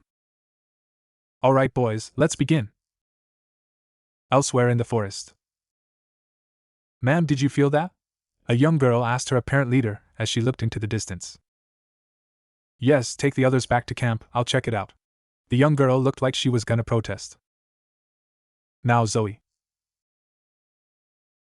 Why yes, Lady Artemis, Zoe said while picking up their hunt and leaving. Artemis for her part changed back to her adult form and started running in the direction she felt the sudden surge of power. Whatever this is on par with a god, Artemis thought while getting ready for a fight should she have to fight.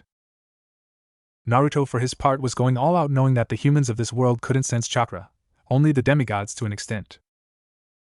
As he continued to work on his chakra and elemental manipulation, others worked on seals and some even worked on drawing in nature energy, while the remainder also tried to use the Jubi's chakra. He had been at it for a few hours trying to make leeway, but only succeeding in increasing his clone count.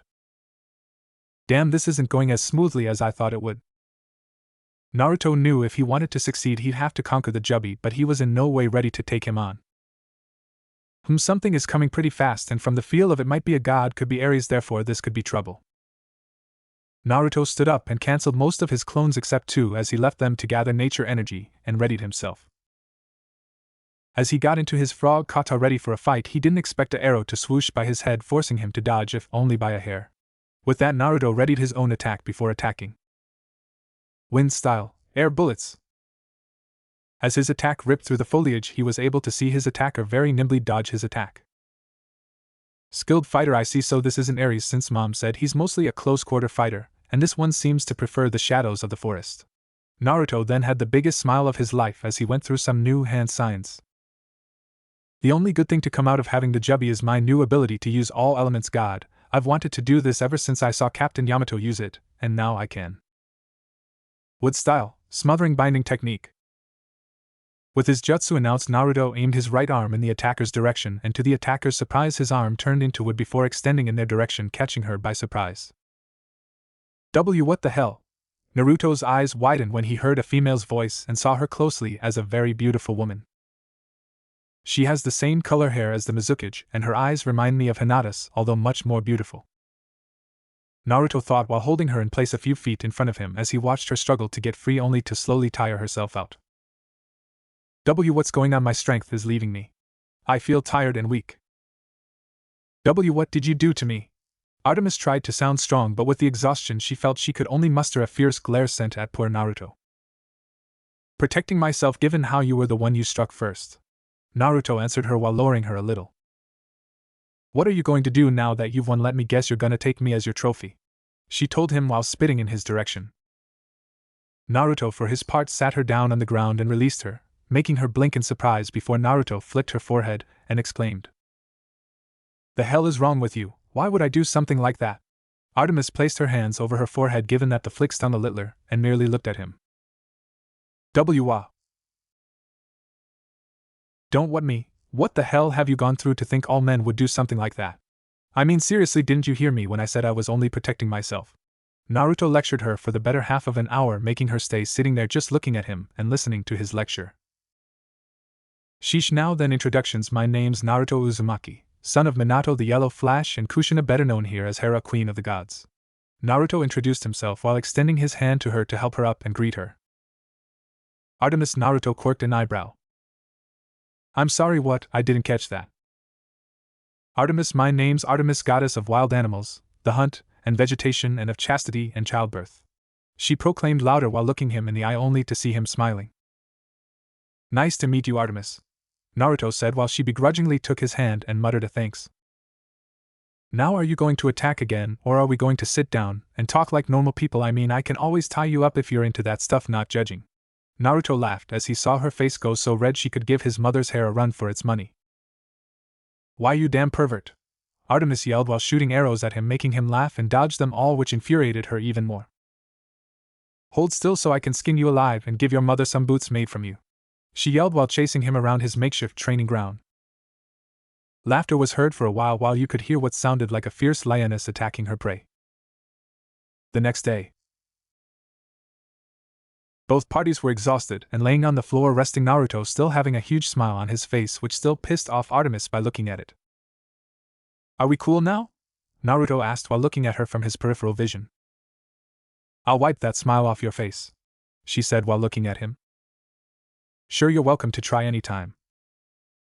As she stayed laying down, she saw him get up and walk toward his pack before making a fire pit and lighting it up with a simple breath, making her blink. You can use wind and wood and now fire, just what can't you use? She asked him while watching him cook some meat and boil some water. Given that I can now use all elemental affinities, I'd say I can basically use every element plus merge them together to make new and better elements, Naruto said while pouring his water into his instant ramen cups and serving the meat in the cups before putting one in front of her. Here, you hungry? Artemis looked at the food before getting up and sitting in front of him. Thanks, she told him while grabbing the cup and smelling it to make sure he didn't lace it. As she did this, she also watched him down about 4 cups in less than 5 minutes, making her look at his in slight disgust and amazement at his ability to eat so many. Sorry, I don't have anything else to give, as this was supposed to be only for me, Naruto said while watching her slowly take small bites from the meat and the ramen. So what brings you around these parts, Artemis? Hunts. Any good animals to hunt or monster hunts? Both. Naruto felt his eye twitch at her simple responses to his questions. Look, I get it, you don't like men and I don't like stuck up, but just remember that the one at fault here was you for attacking me. I could have gone for the kill, but instead I merely stopped you gently, Naruto told her while emphasizing the word gently. She glared at him before dropping it. She knew he was right. He had her in his grasp. She was beaten, and he could have done anything to her, but he let her go. He has the power to subdue god/goddess and make them feel like mortals. I honestly thought I was done for me, the goddess of the hunt, so why didn't he finish me? Most men would have taken the chance, but he didn't. Looks like your companions are here for you, Naruto told her while he continued to stuff his face. Artemis looked up at him before using her senses and was surprised he was right, as she could sense her hunters coming in this direction. How did you know they were coming? I had to actively look for them to know they were coming? She asked him, thinking he would try and change the subject to hide his abilities. I can harness the energy produced by nature itself, and so I use it to amplify all my senses, so the moment they stepped into this area I knew they were coming, still working on maintaining it for a while, as this world has very little nature left. Artemis kept getting surprise after surprise when she was with him. Using nature to such a degree was unheard of unless he was a. You're a sage? She asked him, making him nod his head, not seeing the big deal. Yup, second sage of Empty Myaboka, and what was it again? The third sage of the sixth path according to my mother. Naruto told her as he was standing up and stretching, already knowing what was gonna happen next. Get away from Our Lady, you filthy man. The angry voice of Zoe rang out through the forest, and arrows after arrows were shot at him. All the hunters stared in surprise as all the arrows merely passed by him as he stood there with his arms crossed. Holy shit! Thank you, Obito, for having such an amazing jutsu, cause if it wasn't for it I would be a pincushion. Naruto inwardly sighed in relief at being able to unlock another cool jutsu, and that got him thinking. It seems that when I'm in danger I'm able to unlock more of the abilities of my friends, just like a Sharingan maturing. Well, hello there girls, how about we all just calm down and have a nice cup of instant ram? Naruto was forced to use Obito's jutsu once more as the one who screamed tried once more to attack him. Shut up and die. Naruto looked at Artemis and asked her with a mere look before she shrugged and looked away, continuing to eat her meat and ramen. Don't look at me, I'm still eating, she told him while ignoring him. Well, whatever now then girls, if you want to dance then so be it. Just one suggestion, come at me with the intent to kill or you'll never touch me. With his piece said, Naruto decided to see who the stronger one were and decided to unleash the Jubby's killing intent, making around 30 girls faint, while 20 others fell to their knees and started to vomit. In the end he saw that only about 6 girls remained standing but were shaking like leaves in fear, while the apparent leader was also shaking but was doing her absolute best to remain standing and was able to notch another arrow before shooting at him again. Naruto merely caught the arrow and looked at her before concentrating a big amount of his ki on her, making Zoe fall to her knees and have flashes of her death go through her mind over and over. Will they be alright? Artemis asked while watching her hunter in such a state, making her worry a bit.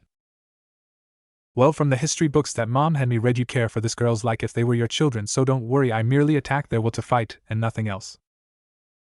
They'll be fine once they catch their breath, Naruto informed her while looking at the girls and watching them catch their breath.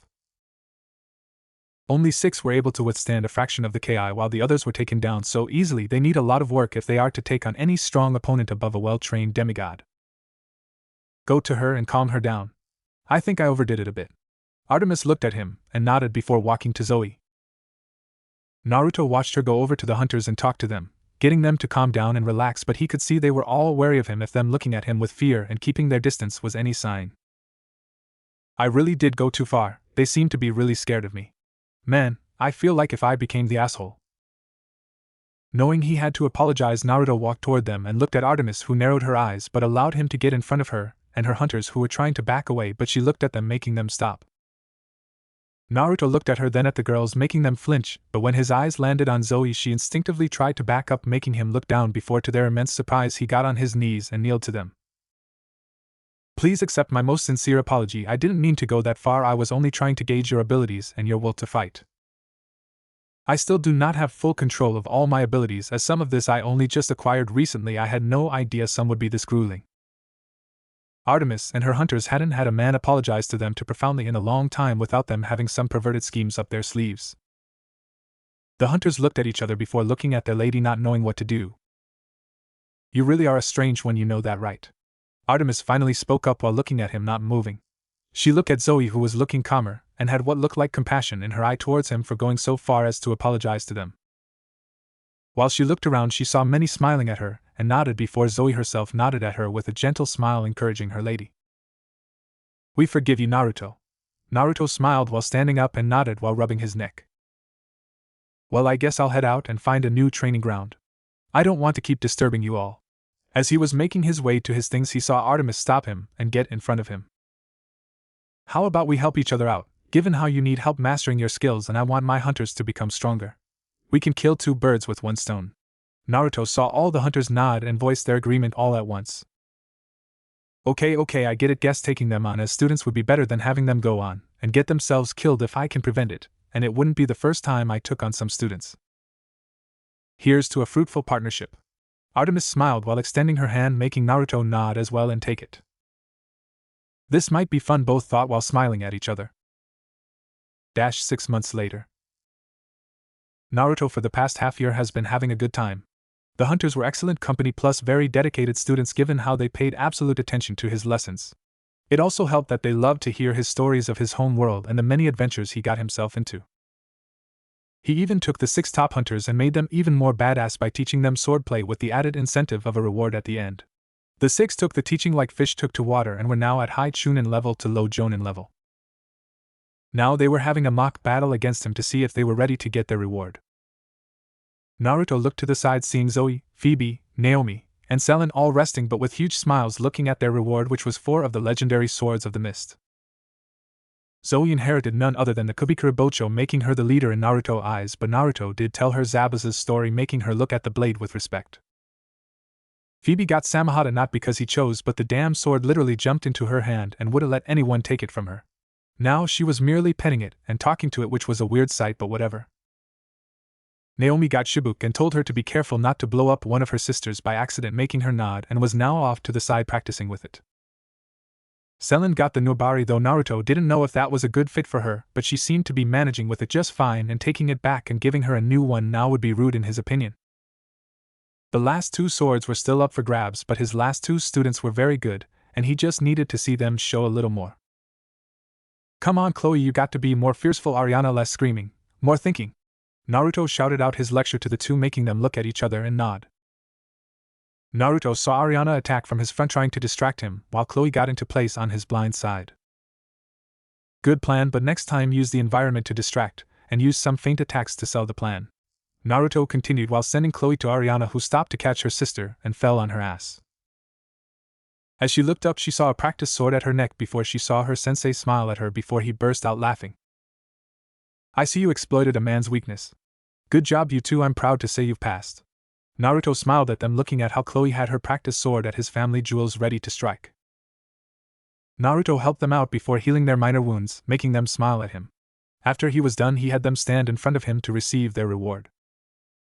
Chloe, thanks to your quick thinking you managed to pull a half-assed victory, but a victory no less, so I grant you the 5th sword from my set of the legendary sword of the mist. This is the Kabutoari to help you break through any defense, and help you protect your sisters better, Naruto announced to her and the onlooking hunters that were happy to see their sister get such an amazing weapon.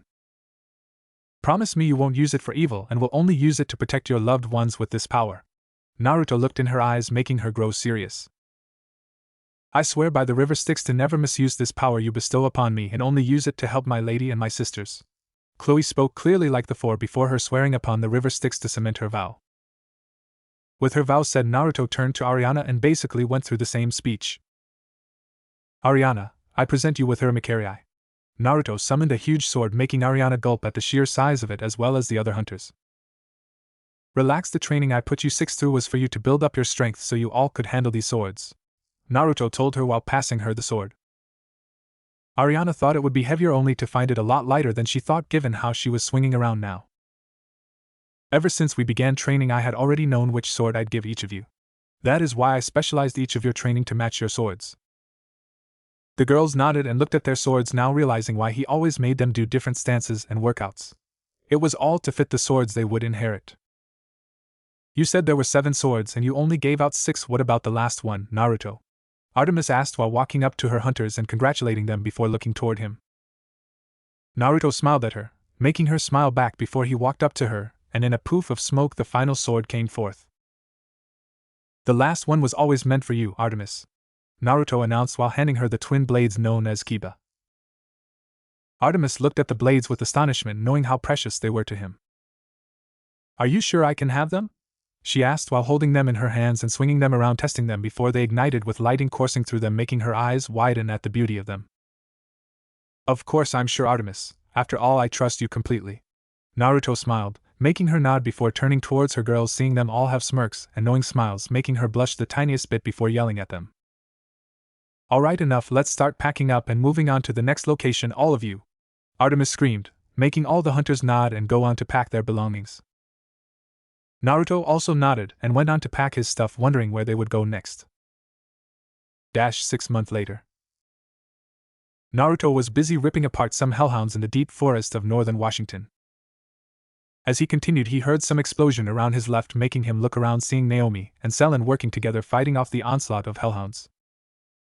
Good job, you 2, keep it up and watch each other back. I don't want to tell Lady Artemis you guys lost to some mutts, Naruto yelled over the hellhounds' growls and roars. Don't worry, big brother, against these guys, we won't ever break a sweat, Naomi screamed while blowing up another 4 hounds. Here comes the next batch, Naomi. Selen announced while using Nubari to wrap up another 5, watching as Naomi used Shibuki to blow them all, making gold dust rain around them. Seriously, why the hell is Hades sending out so many damn monsters? Naruto asked while using his wood release to impale around a dozen of them in one go. Last batch. Naomi screamed, bringing down Shibuki hard, causing a small crater where she slammed her sword. As the dust settled, Naruto looked around and stretched his senses, trying to see if there were any more monsters around the area. It looks like we're done here. Let's go, don't want to keep Artemis waiting, Naruto told them, making them nod before they grabbed onto his shoulders, and with that Naruto vanished in a golden flash. Artemis's location.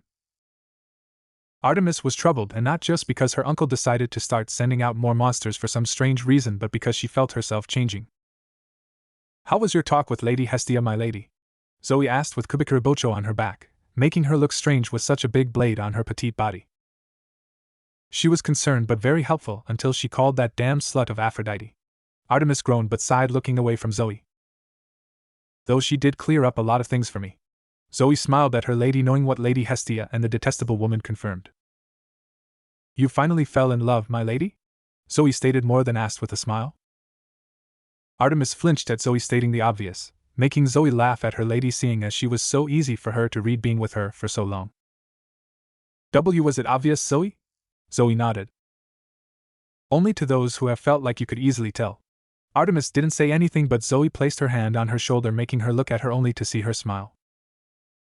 He is a fine and trustworthy man, the only one we would trust your happiness to, since he would do anything to protect you, and he would also make absolutely certain you would never be sad. Before they could continue, they heard Naomi and Selen return, along with a very loud Naruto laughing. Artemis, we're back, Naruto announced while waiting for her to let them enter her tent. Enter. Zoe sat down beside her lady, laying her blade beside her, watching the three enter Naruto with a huge smile, while the other two looked tired. Yo Zoe, how are you doing? Naruto greeted his most precious student, given how he allowed her to inherit Zabuza's blade. Zoe knew that Naruto trained her a lot more and even mentored her in other aspects of life more than the others. Some of her sisters even said that he treated her like a little sister or even like a daughter, doting on her. He always made time for her if she needed it, and always treated her to anything she wanted, even going as far as taking her to the cities to learn and adapt to the new era after finding out she hadn't tried to adapt. Though he also did it for the others, they knew Zoe was special to him. They didn't mind, given how when he wasn't with Zoe or Artemis he made sure to train and teach them all. I'm doing just fine, sensei, thanks for asking? Good, well Artemis, we're back with another successful hunt done. Good, now I must say that Hades making a move is very concerning. He hasn't done this since father had his demigod child, that bastard. Artemis suddenly yelled, coming to the realization. If it wasn't father, then it was the idiot of my uncle Poseidon who sired another damn demigod.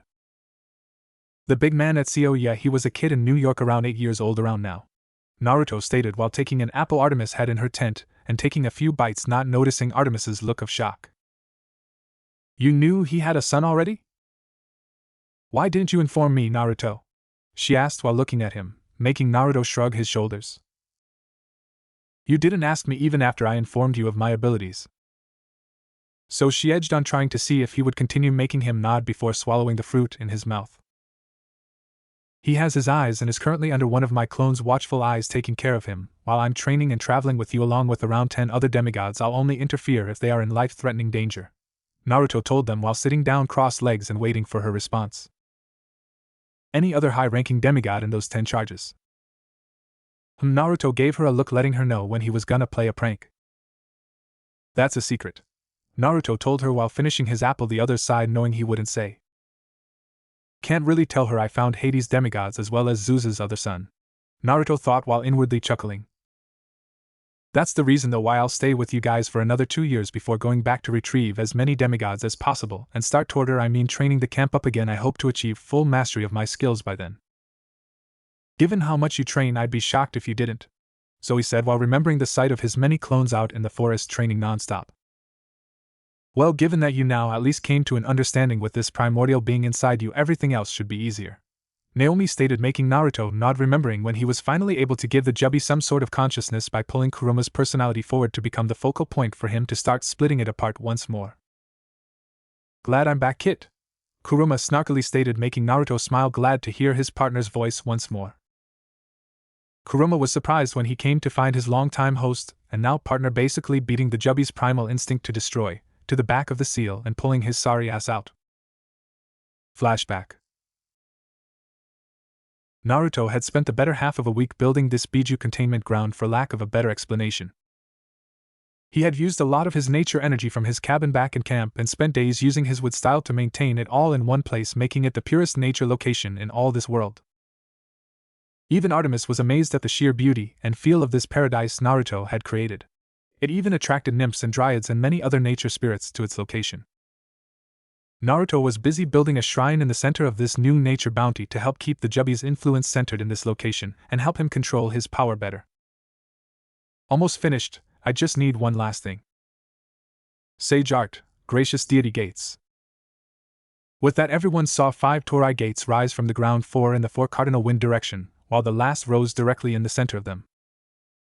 Looks good. Naruto wiped some sweat from his brow, looking around at his handiwork. Alright Artemis, I'm going to begin, so please stand beyond the gates, and do not let anyone get close when I begin. Artemis looked concerned but nodded, motioning for the hunters to come toward her, where she erected a barrier. I'll help as well by using the mist to make some more barriers to help seclude us and not attracting unwanted attention. Naruto nodded while taking his place under the middle Torii gate before getting in a meditative sitting pose before nodding at them. If I look like I'm losing, call my mother, she'll know how to stop me before I start killing everyone. Alright, time to start.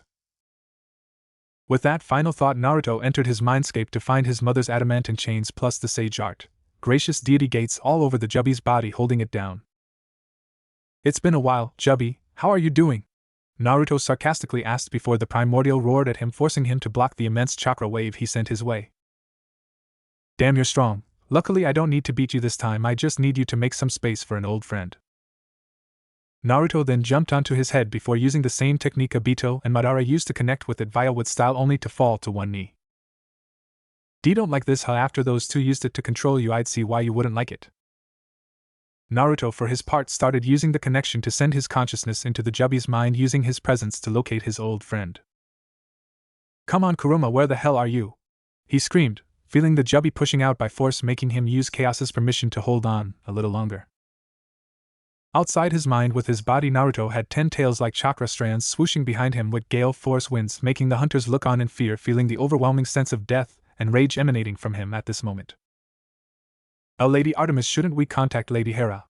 Ariana yelled while using Hiramakerii to block the wind and keep a hold of herself along with some of her sisters.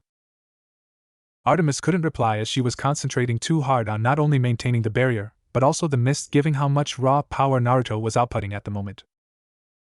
This is too much power. Artemis inwardly groaned while straining to keep the barrier and mist up.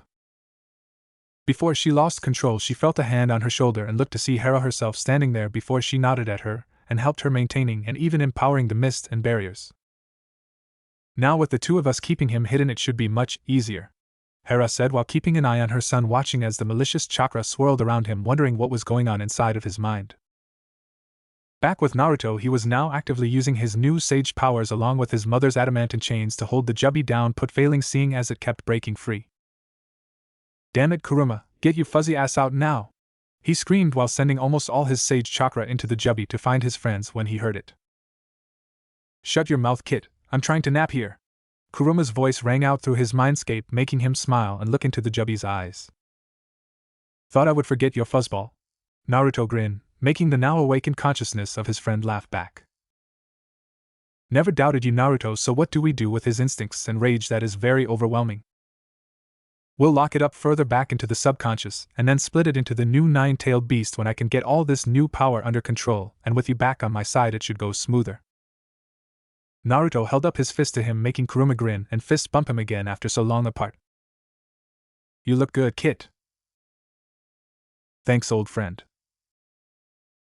Outside, everyone was watching as the chakra took the shape of a fox before starting to settle, and instead of tearing everyone apart, it felt like it was flowing around them protectively. Looks like Kuruma is back and is even helping him to gather nature energy faster. She smiled as she watched flowers and trees bloom around the place because of the oversaturation of pure nature energy. So it's finished now? Zoe asked with the kubikuribocho still embedded into the ground before falling on her ass trying to catch her breath. Yeah, I'm done and I just reunited with a very old friend of mine after 2 years apart. Naruto spoke up while walking toward them with a smile. Naruto could hear Kuruma grumbling in his mind, sounding embarrassed to hear him say such cliché stuff. End flashback. Present time. Yup, and with my partner's help I'd been making leaps and bounds on all my trainings, so much so that in 1 year's time I should be ready to split it up once more and free his brothers and sisters again.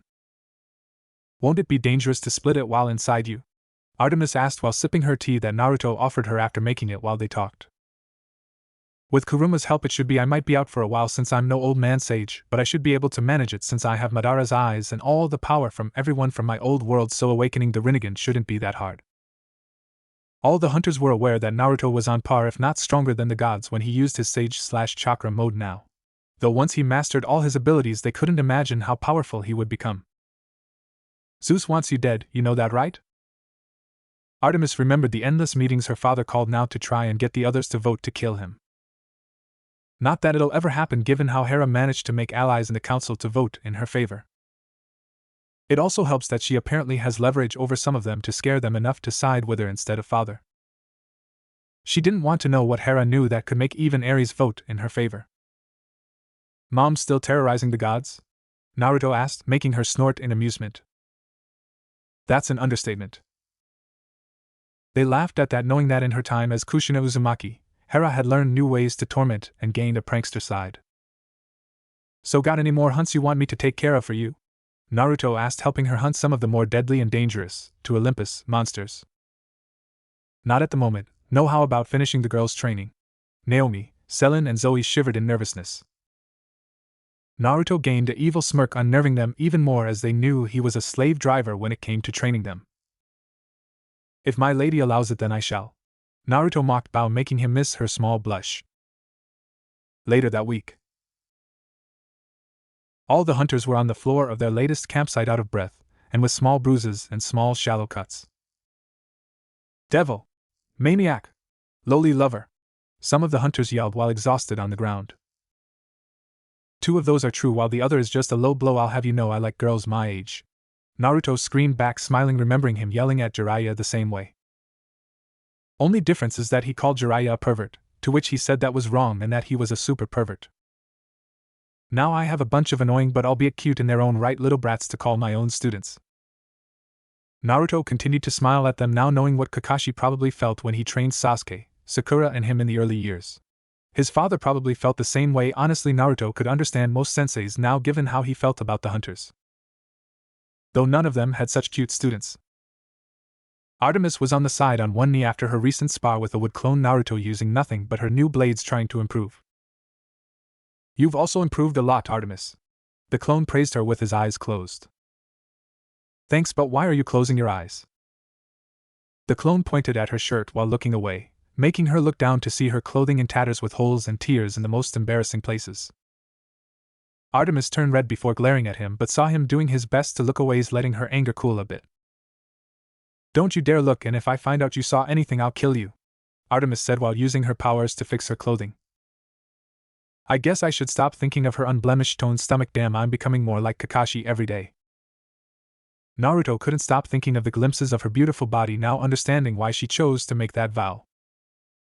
If the other gods ever find out how truly beautiful she really is, they won't stop at anything to have her. Zoe, who was sitting against a tree, saw everything and smiled, seeing that both her lady and Naruto had a mutual attraction. Naruto treated them all like his daughters, spoiled them with the wealth he had accumulated thanks to his godfather's book and the jewels he brought from his world. With him around they could act like regular girls and he wouldn't judge or make them feel any less than a man. If one wanted to something he'd go above and beyond to get it for them. Now then, with the training going so well, how about we decide where our next hunt will be? Artemis announced while she finished fixing herself. Actually, I've been thinking, Artemis, and I think it's time I head out on my own once more. What do you mean, Naruto, you don't want to come with? It's not that I don't want to, but I need to explore what's beyond this country. After all, I've been wanting to go to this country called Japan and check it out. Naruto told her, having memorized the up-to-date map Hermes got him. I've trained you all to basically put up a fight with the best of them. Hell, you might even put up a decent fight with some of the best shinobi in my world. If we talk about classifications, you'd all rank high C low B ranks while the 6 of you rank mid to high A rank. Naruto proudly told them. Sensei, I'm sure there is much you can teach us. Phoebe hurriedly asked, seeming a little panicked. At some point you all have to make your way in the world by yourselves. I was merely your start to that paths, but now I can proudly let you all go and tell anyone and everyone I meet that you all were my precious students. Naruto smiled at all of them while rubbing Phoebe's head, making her look at him with some misty eyes. Most of these girls hate most men because of abuse, abandonment, attempted rape, and many other things girls their age should never experience. I'm not abandoning or leaving you all for good girls after all. Remember the items I gave you all. All the girls nodded, looking at the 3-pronged knife they all had on their waist courtesy of their blonde mentor. Those will allow me to teleport to you when you throw them into the ground, so remember, if you all are ever in serious danger, do not hesitate to use them. I also marked all of you, so should anything ever happen I can get to you in a flash. Everyone nodded before looking at Artemis, as it was no secret that their lady liked the blonde. Very well, but promise you'll be back in 1 year. 1 year, why? Naruto asked. We'll be going to Camp Half-Blood for a game of Capture the Flag, and I want everyone to see what your training is capable of. I'll even get the gods to see this major slaughter of their precious kids so that idiot of a father of mine can see how stupid his new law is. Artemis couldn't wait to see that stupid brute of a half-brother Ares watch his children lose to her hunters. You got it, I'll make sure to bring you all souvenirs from my travels, you can bet on it. I'll hold you to that promise, Naruto. Sure, and you should know by now that I never break a promise ever. Everyone started packing their belongings while they all looked at Naruto sadly, trying to pack as slow as possible, not wanting to see him leave. Though in the end they all were packed and ready to go, looking at Naruto as all his stuff were in the big scroll on his back ready to head out. Alright, this is where we part ways, and I'll make sure to come back and see you whoop those campers' ass. Naruto held up his fist towards Artemis, making her smile, and bumped it back with her own. Take care out there, Naruto, and remember to pray to me if you need anything before I forget. Artemis snapped her fingers, making Naruto glow a bit, making him look at her surprised. Consider yourself lucky, you're the very first male to ever be blessed by me. I've considered myself lucky to just be able to be at your side as the only male not to be killed for this long. With the final goodbyes, Naruto saw them leave while they all waved at him, and once they were gone he stretched and looked around. Guess it's time to head out first. I'll stop by and drop of the next volume, and then I'll head off to Japan. Naruto flashed off to his penthouse where he had a wood clone pop in regularly to avoid his neighbors suspecting anything. He had made the clone that morning and contacted his publisher and asked him to come for the next volume, which he didn't have to wait long for. As he took the opportunity to shower and get some food into his system, he heard the doorbell, to which he opened up to his publisher. Naruto baby, how are you doing, my boy? In came his very happy and almost glowing publisher Chris Farah. I have big new kid. Guess who's going to be on the big screen soon enough? This surprised Naruto, not expecting to have the books be made a movie so fast. This film company just offered us 10 million for full rights to the full franchise, baby. Tell them no thanks. Naruto baby, this is a major opportunity, we have to take advantage of it. My godfather wrote the first book and entrusted me to continue his work. I will not sell anything, so let them know that if they want to continue then I'll allow them to film it, and they can get a 60/40 cut. Chris looked surprised and nodded. They won't like it. Then we look elsewhere. Chris, we hold all the cards right now, they want us to cooperate because we're a global hit. If they disagree then counter with a 20/80, but we keep all right to the merch and everything else with the possibility to share, but we keep all rights. Got it? And if they refuse, I know there are other production companies who want a piece of your work, so they'd be stupid to refuse us. After a little more business talk, Chris took his leave with a very fat manual script of the next 2 volumes, making him also skip out of his home in excitement.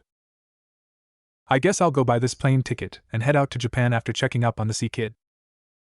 As the sun went down in New York City, Naruto leaned on his balcony's rail watching the night lights light up the city while thinking off what the next year will be like for him. New York Street. Naruto was currently following the mother of Poseidon's demigod around to get a feel for her current life. So far, Naruto saw her struggling in her home life thanks in no small part to the hideous man. Right now, he was watching her from across her workplace while eating a hot dog. No one noticed him since not only was he hidden from them in full view, but he was training the Sharingan by placing a genjutsu on himself to stay unnoticed. Seems those kindly ones stay clear of her thanks to that pig scent all over her. Yes, so he is useful for something after all, Naruto sarcastically thought while watching the woman go about her workday in the candy store.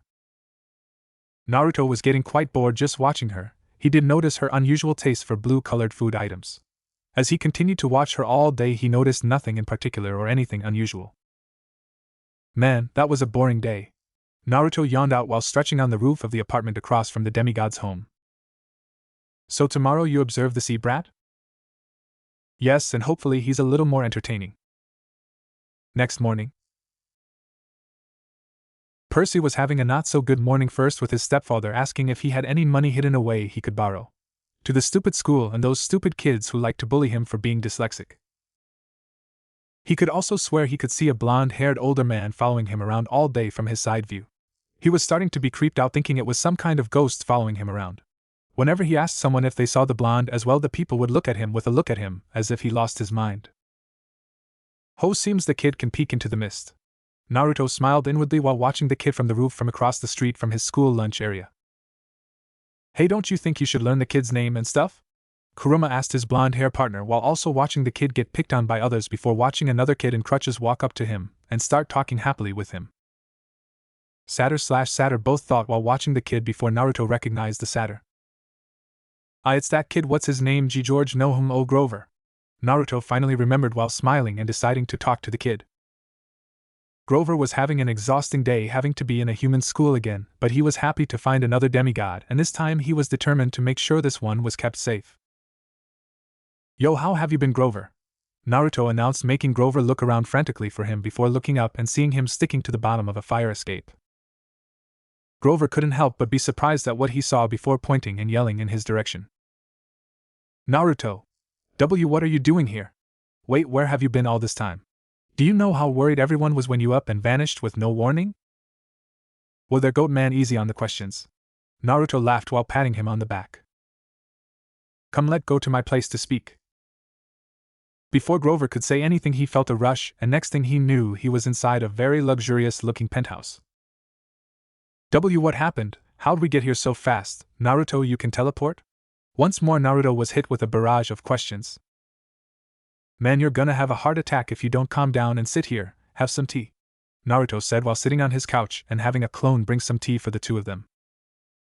Now one question at a time and I'll answer them all, I promise, Naruto told him while waiting for Grover to begin his interrogation. Well, I guess first things first, why'd you leave so suddenly? The questioning continued well into the night with Naruto answering any and all questions Grover asked. Next morning, airport. Naruto was currently in the airport looking around the massive place, taking it all in and trying to see what all these stores sold. After the massive amount of questions Grover had, Naruto allowed him to stay over his place and in the morning flashed him close to the school. Hope that Percy kid stays safe till I can make it back, Naruto thought out loud while munching on a breakfast sandwich. Flight to Tokyo International Airport, Haneda Airport, now boarding at gate 46. We will begin with first-class ticket holders first. Naruto looked at his ticket and saw that it was him, and thanks to his publisher who got him first-class tickets, Naruto wondered what the difference was. As Naruto made his way, he couldn't help but hear people whispering about him. Did you see him so hot? I know, I can't believe how hot he is. Do you think he's an actor, not maybe a model? Well, kid, seems you're popular here, your pervert of a master would be so proud of you, ha ha ha. Shut it, furball. Naruto couldn't help the small blush he had at hearing all these women saying such things about him. As he made it to the check-in station, Naruto saw some people already lining up, so he decided to do the same, and just as he was passing the big panel windows, he saw his first ever plane. Whoa! He couldn't help his amazement at seeing such a big craft, made entirely of metal, and couldn't believe that this thing would fly. This world's humans are quite ingenious to make something like this flying machine. Even the Snow Country didn't have flying machines like this, and they were one of the first countries to try making flying machines back there. Both partners were mesmerized at the machine that they almost forgot they were supposed to check in before boarding. Hello there, sir, may I see your ticket? The kind lady asked him while waiting for him. Naruto nodded and gave her his boarding pass while looking around before noticing her just giving him quick glances while typing away at her computer. Is there a problem, ma'am? Naruto's sudden voice made the poor woman slightly jump and blush at being caught staring. Please forgive the rudeness, but no, you're all set. Please enjoy your flight, and I do hope to see you again," the lady said while leaning forward a little, giving him a glance of her assets, making him smile awkwardly while scratching his neck nervously. Thanks, I'll be seeing you around then." With that, he made his way to the doorway as calmly as he could, trying to ignore Kuruma's laughter. On board. Naruto had been led to his designated seat by a young man, and he couldn't believe that he had what looked like an entire spot for himself. From what he knew, it was gonna take about 14 hours if all went well. Naruto's seat was a comfy-looking sofa with a small writing desk on the side with even a TV, and he even saw that his seat could become a bed. As he continued to inspect his space, he saw what looked like a pajama set. "I will be right back with your complimentary champagne, sir, so please make yourself comfortable." "Thank you." Naruto smiles his toothy grin before entering his cubicle, missing the man's flabbergasted expression. Naruto sat down and grabbed the menu that was on his desk and read it, trying to see if there was anything good.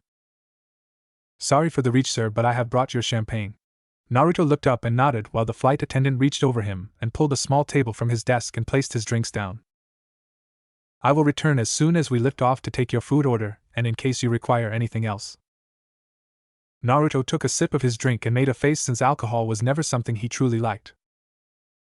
"Bitter." "What's the matter, kid? Can't handle your drink?" Naruto merely blocked him out, trying not to listen to his annoyed snickering. -30 minutes later. Naruto for the last 15 minutes was reading up on the scrolls he got from his mom and Lady Chaos about his friend's abilities. Just as he was going to continue, he heard the captain's voice announce their departure, as well as his TV showing him the procedure in case of emergencies. After the video, the flight attendant from before came and took his order for a late lunch. "Man, I wonder what Japan is like." Naruto smiled wider, thinking about all the ramen he was about to eat. Tokyo International Airport, Haneda Airport. "Man, that was a long trip, but now I'm finally here," Naruto exclaimed while grabbing his bags from the conveyor machine and heading out. "Welcome to Japan." Naruto heard a voice and looked to see a man in a nice suit bowing to him with a sign that read Naruto Uzumaki on it. "Chris asked me to be your guide." Naruto, for his part, just looked at him, not knowing how to respond since he didn't speak Japanese but somehow understood it. Before he could say anything, he felt himself starting to learn the language somehow without effort. "Must be your mother's blessing, since apparently she knows the language, therefore you know it as well, kid." As the man continued on with his speech, Naruto went from hearing Japanese to his native tongue, allowing him to understand. "I love you, Mom," Naruto prayed, loving his mother for this amazing gift. Hera heard this and smiled while sitting with her sister around her hearth. "Is there anything you might need, Uzumaki-sama?" the man asked while looking at him. "Yes, actually 2 things. 1, don't ever call me Uzumaki-sama again, and 2, where is the best ramen sold here?" Naruto told him seriously while looking him in the eyes. The man looked at the young man and nodded while taking in his second questions and thinking of the best location. "The most popular ramen in Japan would be a Kairan ramen. Naruto, just call me Naruto." "Yes, Mr. Naruto." "No, just Naruto is fine." The man in front of him looked like he wanted to protest, but Naruto gave him a pointed stare and flashed him just a fraction of K.I to drive his point across, getting a nod from the man. "By the way, what's your name?"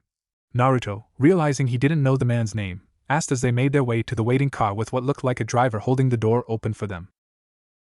"Yes, my name is Yoshida Isamu, and I will be your guide and assistant for the duration of your stay here as per Chris-san's recommendation," Isamu said while giving him another little bow. Naruto, for his part, did not like that, so as they entered the car he thought of something and mulled it over. It was a short ride to this Akiran ramen place, and when Naruto laid his eyes upon it he nearly shed a tear. -15 minutes later. Isamu was impressed, as was the staff of the local, seeing Naruto devour nearly 20 bowls in his time there, and looked like he was going to continue. "Isamu?" Hearing his name being called, the man looked up from his own bowl, which he was not even halfway down with. "Here, this is for you and whatever your services would have entailed," Naruto said while sliding him what looked like a piece of paper. Isamu picked it up and found it to be a check with a very nice amount and looked at Naruto for confirmation that it was real. "Don't worry, it's not that I don't require your services, it's just that I'm more like my godfather, a hermit who loves to travel and explore on his own. I don't need a guide since I plan on getting lost," Naruto told him while polishing off another bowl. Are you not here on vacation only, sir? I mean Naruto? He corrected himself in the end. Nope, I'm here to explore. After all, these books aren't going to write themselves in an office, you know. Isamu looked at him in amazement. My godfather traveled and experienced the world, seeing it with adventurous eyes and seeing things others couldn't, and then writing it down in his journal, so I wish to do the same. If anyone asks, tell them I'm off doing research for my upcoming books, not just Ika but a variety of different ones that my godfather was never able to finish, and in his honor I will. Naruto informed him while raising his hand, and almost immediately a beautiful young woman arrived. How may I be of service, gentlemen? She asked while looking specifically at Naruto with a 1,000-watt smile. Yes, please bring me 2 more miso ramens and check, please. The woman looked impressed but nodded at his request and ran off to do as he asked. The Royal Park Hotel, Tokyo, Haneda. Once more Naruto was amazed at his room in the hotel, and while currently exploring it like a little kid, opening everything and looking inside. It was an honor to serve you today, Naruto, and I do hope to see you once more, Isamu said while giving Naruto a respectful bow, making Naruto do the same. No, the honor was all mine. Thank you, and please don't worry, I'll be fine. Naruto finished by putting his hand on his shoulder and smiled while giving Isamu a thumbs up and his signature grin. Naruto watched him leave before sitting on his sofa and suddenly watching someone come out from his balcony and sit down on the other sofa on his left. I see you made it to Japan safely, son? Hera said while smiling gently at him. Yeah, and man, I can't wait to explore. Are you okay being here, mother? Yes, this is Shinto territory, so even Zeus has no power over here. Naruto was once more reminded that chaos didn't just create one pantheon of gods but many. Plus, I do have some friends in these parts, so even Zeus is blind to what I'm doing here, so I'll be able to visit you here a little bit more often, Hera told him with a big smile. What did they ask in return for allowing that? Hera smiled, seeing that her son caught on quickly to the whims of the god/goddess, and that they always demanded something in return. Hera, for her part, only summoned some nectar and glasses and served herself and Naruto before handing one to him and taking a sip, making Naruto raise an eyebrow but do the same. You are to marry either Lady Amaterasu or Lady Tsukuyomi, or both if you'd like, and fuse both the Shinto and Greek pantheons as one. Naruto nearly choked on his drink when he heard this and looked at his mother before exploding. I'm to what? 3 months later. Naruto was having a blast traveling through Japan, having been to many cities, towns, and small villages these past few months. He was also tasting so much nostalgic food and making so many new connections on his travels. Right now Naruto was in Hamamatsu, making his way through looking at all the sights and local specialties. Man, this is a cute little place where I can really feel the calmness and the air of a nice, peaceful, tranquil life that these people are going on about. Naruto spoke while looking around at the happy people going about their life. Before Naruto could relax, he felt a familiar presence, and instantly looked around before speeding away, trying not to be caught. Found you, Naruto. He was too late, as right in front of him was a fiery redhead with a nice snow-white complexion smiling at him. She was wearing a black and white checkered skirt, a white frilly shirt and a tan cardigan hanging around her elbows with knee-high black leggings and white sneakers. She had an amused look while staring at him with her hands on her waist. She, for all intent and purpose, looked like a young early 20 to mid-20-year-old foreign tourist. Hey there, Lady Amaterasu, how are you doing this fine day? Naruto said while trying to back up and trying to flash away. Now, Naruto, we both know I won't allow you to run without an answer. Amaterasu waved a finger at him, making him gulp nervously. Before he had time to respond, Amaterasu grabbed his arm and held him close to her chest while guiding him to a nearby restaurant. Come, let's eat something while we talk. She dragged Naruto to some vacant seats and placed an order, all the while Naruto was sweating and looking for an escape. Now Naruto, I know you are nervous, but please calm down and let me speak, okay? Naruto couldn't do anything but nod his head and waited for her to begin speaking. Look, I know you're still indecisive about the whole marriage, but let me tell you that me and my sister really do care for you, and it's not like you have to answer right away. Sorry for the wait. The waitress came and put down their food. Naruto thanked the waitress and looked back at Amaterasu while keeping quiet, since ever since his mother dropped this bomb he had been trying to not think about it. Naruto had basically been running away every time Amaterasu and Tsukuyomi tried coming to see him. This time it seemed that Amaterasu had cast a wide net of her divine power to stop him from running. Look, we're not saying to give us an answer immediately. After all, you will eventually be a god or more if Lady Chaos's word were a premonition. Besides, she also said that you would marry at least 2 Greek goddesses. Hearing this, Naruto's eyes widened in shock. F4 wives me. Naruto stammered out. Lady Chaos's premonitions have never been wrong, you know. Before he could deny it, Amaterasu put her black painted finger on his lip and grinned at him, and her smile was almost as bright as the sun itself. So don't worry, me and my sister will wait until you've made up your mind and will leave you alone for the time being, so enjoy yourself, and when the time comes let us know your answer, okay? Naruto could only watch her get up and pay before going up to him and kissing his forehead. I know you don't need it, but I'd feel better if you had my blessing. Take care, Naruto, and I'll see you when the time comes. With that, she vanished with a snap of her fingers like she was never there, and no one even batted an eye. Hey Naruto, can you hear me? The loud scream of Kurama nearly blew out his eardrum. Oh, too loud! Naruto screamed out loud while grabbing his head in sudden shock and pain. Calm down, furball, I'm fine, it was just Lady Amaterasu dropping by. Naruto fired back while trying to soothe his aching head. Damn it, kid, these goddesses are really irritating, cutting off our connection without thinking about what I might do if you were actually in trouble. I almost let loose a surge of chakra to try and break whatever seal was keeping me from contacting you. If it wasn't for me not sensing anything wrong with your body, I might have made you go berserk. Well, thank my mother it wasn't. Sir, is everything okay? Are you fine? The manager came and looked at him, concerned for his outburst. Oh yeah, sorry about that. Here, consider this my apology for that. Naruto hurriedly said while giving the man and staff a fat stack of cash, and left the restaurant behind with the staff bowing repeatedly while also thanking him. Naruto left while apologizing to the rest of the customers, and before leaving he stopped at the counter. Once more, let me make it up to you, so I'll be paying for everyone's meal for today, so at the end of the day send the bill here, and I'll make sure it's paid. The customers and staff were once more shocked but very grateful. With that, Naruto left the restaurant and headed off to wherever the wind took him this time. Naruto. What's the point of having this much money and not using it? Besides, you know that so long as I have enough for my ramen, I don't need much else. Idiot. Kurama smiled while getting back to sleep. Naruto grinned while looking around and seeing a truck coming this way, hopping on it, and used a minor genjutsu to shield him from people noticing him. 8 months later. Naruto was walking down Akihabara and looking at all the buzz going on, plus the Christmas decorations lining the storefronts and the street made it all more alluring. They did say that this is the best place to buy anything and everything when it comes to souvenirs for my cute students. Naruto mumbled while munching on a crepe. Now what should I get them all? Naruto was looking into an idol shop to see if something caught his eyes. Sensei, are these students the hunters of Artemis? The voice of his new student said while standing to his right. Yup, I guess you can call them your sisters, Naruto said while spotting a store that attracted his attention. They can't be that good if you had to divide your attention between so many. Unlike us, we got you all to ourselves, a brash voice said mockingly. Unlike you three, they have actual combat experience for more than a century more than you, so even if I did teach you one-on-one for 2 months each, you are nowhere near their level yet. This of course got him a pout from his bratty student, while the other two listened intently. These 3 were girls with difficult backstories, each having gone through a lot in their young lives. It took a lot to help heal them, not only physically but mentally, and even then he could see from time to time the emotional scars still in them, but he let them be, as he'd be here for them if they ever needed him.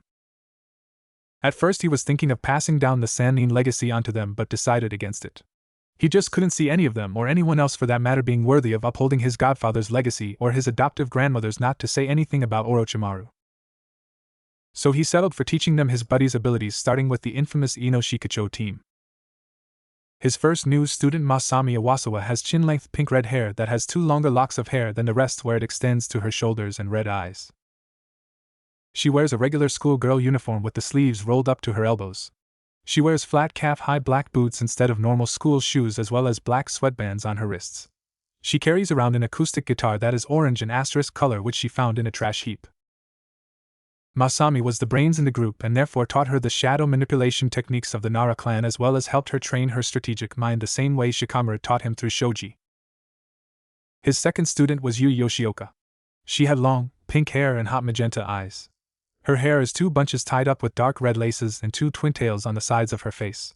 They are held together by small barrettes. She wears the same uniform as Masami Iwasawa, although her shirt appears to be small enough to see her tummy. She wears crossed black ribbons up to her knees and black boots. Though they don't seem to be in use, she also wears garters on each thigh with the addition of black choker around her neck. On her wrists, she sports single handcuffs with a few slabs remaining on each. She wears wings that are hidden behind her hair. Another particular trait of hers is her demon tail, which seems to twitch and move whenever she is excited, happy, or emotional in any way. She also has 2 pointy teeth like a cat. Yui reminded him of Choji's boundless energy and drive to protect her friend even if it killed her, so he made sure to make her the shield and brawn of the group. Though he was not going to make her gain weight and be suggested to the harassment of this world's stupidity toward big-boned people. There is no way I'm ever going to call anyone the F word, not after seeing how angry it made Choji. Naruto shivered remembering Choji's angry rant about being big-boned and not fat. Even now he couldn't even think of the word without hearing Choji. The third and final of his new students is Yuri Nakamura. She had upper back length fuchsia purple hair with bangs hanging over eyebrows. She has sea green eyes. Her uniform has a blue collar, skirt and a dark pink ribbon for girls. Yuri often wears black thigh-high socks and adorns her hair with a hairband that has a yellow/green ribbon dangling on the right side. Although she was the polar opposite of Ino, Naruto could see she was the most traumatized out of the three. She hid it well, but he was a shinobi for nothing. So he decided to teach her how to use others and interrogate them while also trying to heal her by showing her she was the one in charge now. Hey master, when are we heading to this camp for the event? Yui asked while looking at the store they were in at the moment. Naruto was currently inside a jewelry store looking at the rings and bracelets they had on display. Hello and welcome. How may I help you today? A young man said while looking at him up and down. Yes, hello, I was wondering if you do custom orders for these bracelets and rings, Naruto said while continuing his gazing. Yes, we do, but for a ring it takes about a month, as well as the bracelets, as we need to know the information of the people you are buying it for. The man informed him while Naruto frowned. I see, and how many of these rings and bracelets do you have in stock? We have about 15 and the bracelet only 5. The man was starting to think he was being punked since no one would buy such expensive jewelry unless they had money, and this young man didn't seem to be wealthy unless he had wealthy parents. Not counting Artemis and the 6 girls. I would need an additional 30, no, I may need 50 in case she adopted more. Naruto whispered while crossing his arms and thought out loud. Is there any way for you to get your hands on a total of 100 mixed bracelets, and I'll take your stock of rings, and if you can, you get an additional 85 rings. The styles really do not matter. The man looked at him with wide eyes while trying to articulate a cohesive sentence at the huge order. The man was having a mini heart attack. Pick something out, you three, Naruto told them, making them look at him. Okay, the 3 of them said in unison before going to look around. 3 weeks later. Naruto and his students were leaving the JFK airport with Naruto on the phone with Chris, his publisher. Yes, I'm back in New York. I know you're anxious for the next volume. Relax, Chris, just meet me tomorrow at my place and I'll give you the next volume. Naruto then waved at the car in front of him with the man holding the sign with his name. Master, aren't we going straight to the camp? Yuri asked. Having finished his call, he looked at them and smiled while shaking his finger. I know you 3 are tired, so first things first, we rest, then we head towards the camp. We have no rush. The girls could do nothing but nod as they hopped into the car and let the driver take them to their new home. Penthouse. The girls were stunned at their master's house. Even though it was technically an apartment, it was huge like a house. So the rooms are on the 2nd floor, so go on ahead and choose your rooms. There should be 4 vacant ones. Naruto shooed them off. Didn't know you were into younger girls. The voice of Hermes made itself known before he found himself wrapped in golden chains. I kid man, no need to get violent, Hermes said, hanging upside down behind Naruto. How've you been, Hermes? Good. Oh, who am I kidding? I've never been better ever since they made the first book into a movie. I've been rewatching whenever I have the time. Thank you. I'm sure my master would be extremely happy to know that his work is loved. Naruto looked back at him and let the chains drop him. So when is the game between campers and hunters? Naruto asked him while sitting down and snapping his fingers, and to Hermes' surprise Sand appeared and went to fetch some glasses and ice along with a bottle of whiskey. Whiskey, seems you've gotten some adult taste in this last year, huh? Not really, but I did find out I cannot get drunk no matter how much I drink, so I've sort of made this a hobby to drink all this world's alcohol and just enjoy the variety of taste. Nice hobby, I guess. And to answer your question, the game begins in 2 days, so you best hurry over because Artemis is getting anxious that you may not make it along with the hunters. Hermes smiled his way while taking a sip of his drink. I'll head over tomorrow to the camp so you can let her know for me. Naruto simply relaxed into his recliner while drinking with Hermes. The rest of the night they merely drank and talked like good old friends before Hermes had to head out and do some godly duties like he put it. Well, I guess I should also get some rest for tomorrow is gonna be a busy day. Naruto yawned while going to get ready for the coming day. Inside his mindscape, Nine Beasts smiled while looking through his eyes, waiting for the time when they would make their grand entrance. Next morning, Naruto had grown accustomed to making breakfast not only for his 3 new students but for the hunters, almost like a father. Right now he merely watched his 3 girls eat and act like normal girls their age, making him smile before looking at the time.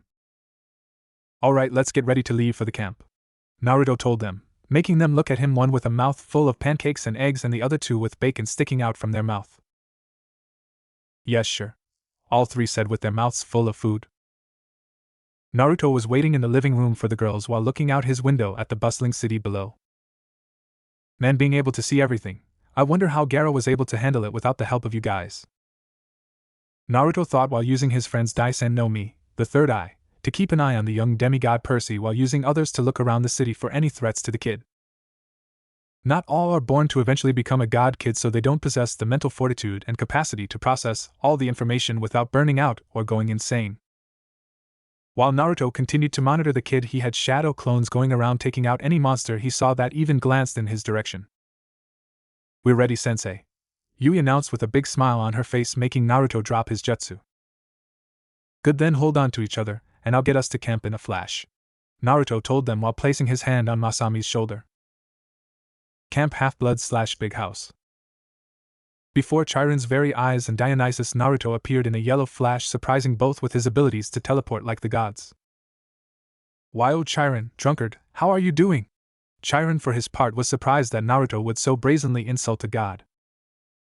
And Naruto, you shouldn't speak to Lord Dionysus like that, Chiron tried to tell him, only to see Naruto already walking off with a shake off his hand.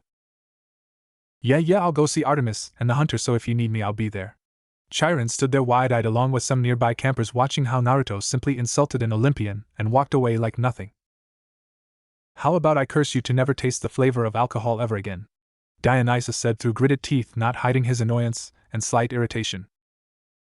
Naruto looked back at him and flared his ki, making Dionysus freeze, having had a flash of 9 beasts bearing their fangs at him with what felt like more power than even a titan, almost primordial in nature, and Naruto's own power towered over them, making him even more dangerous than the 9 primordial level beast.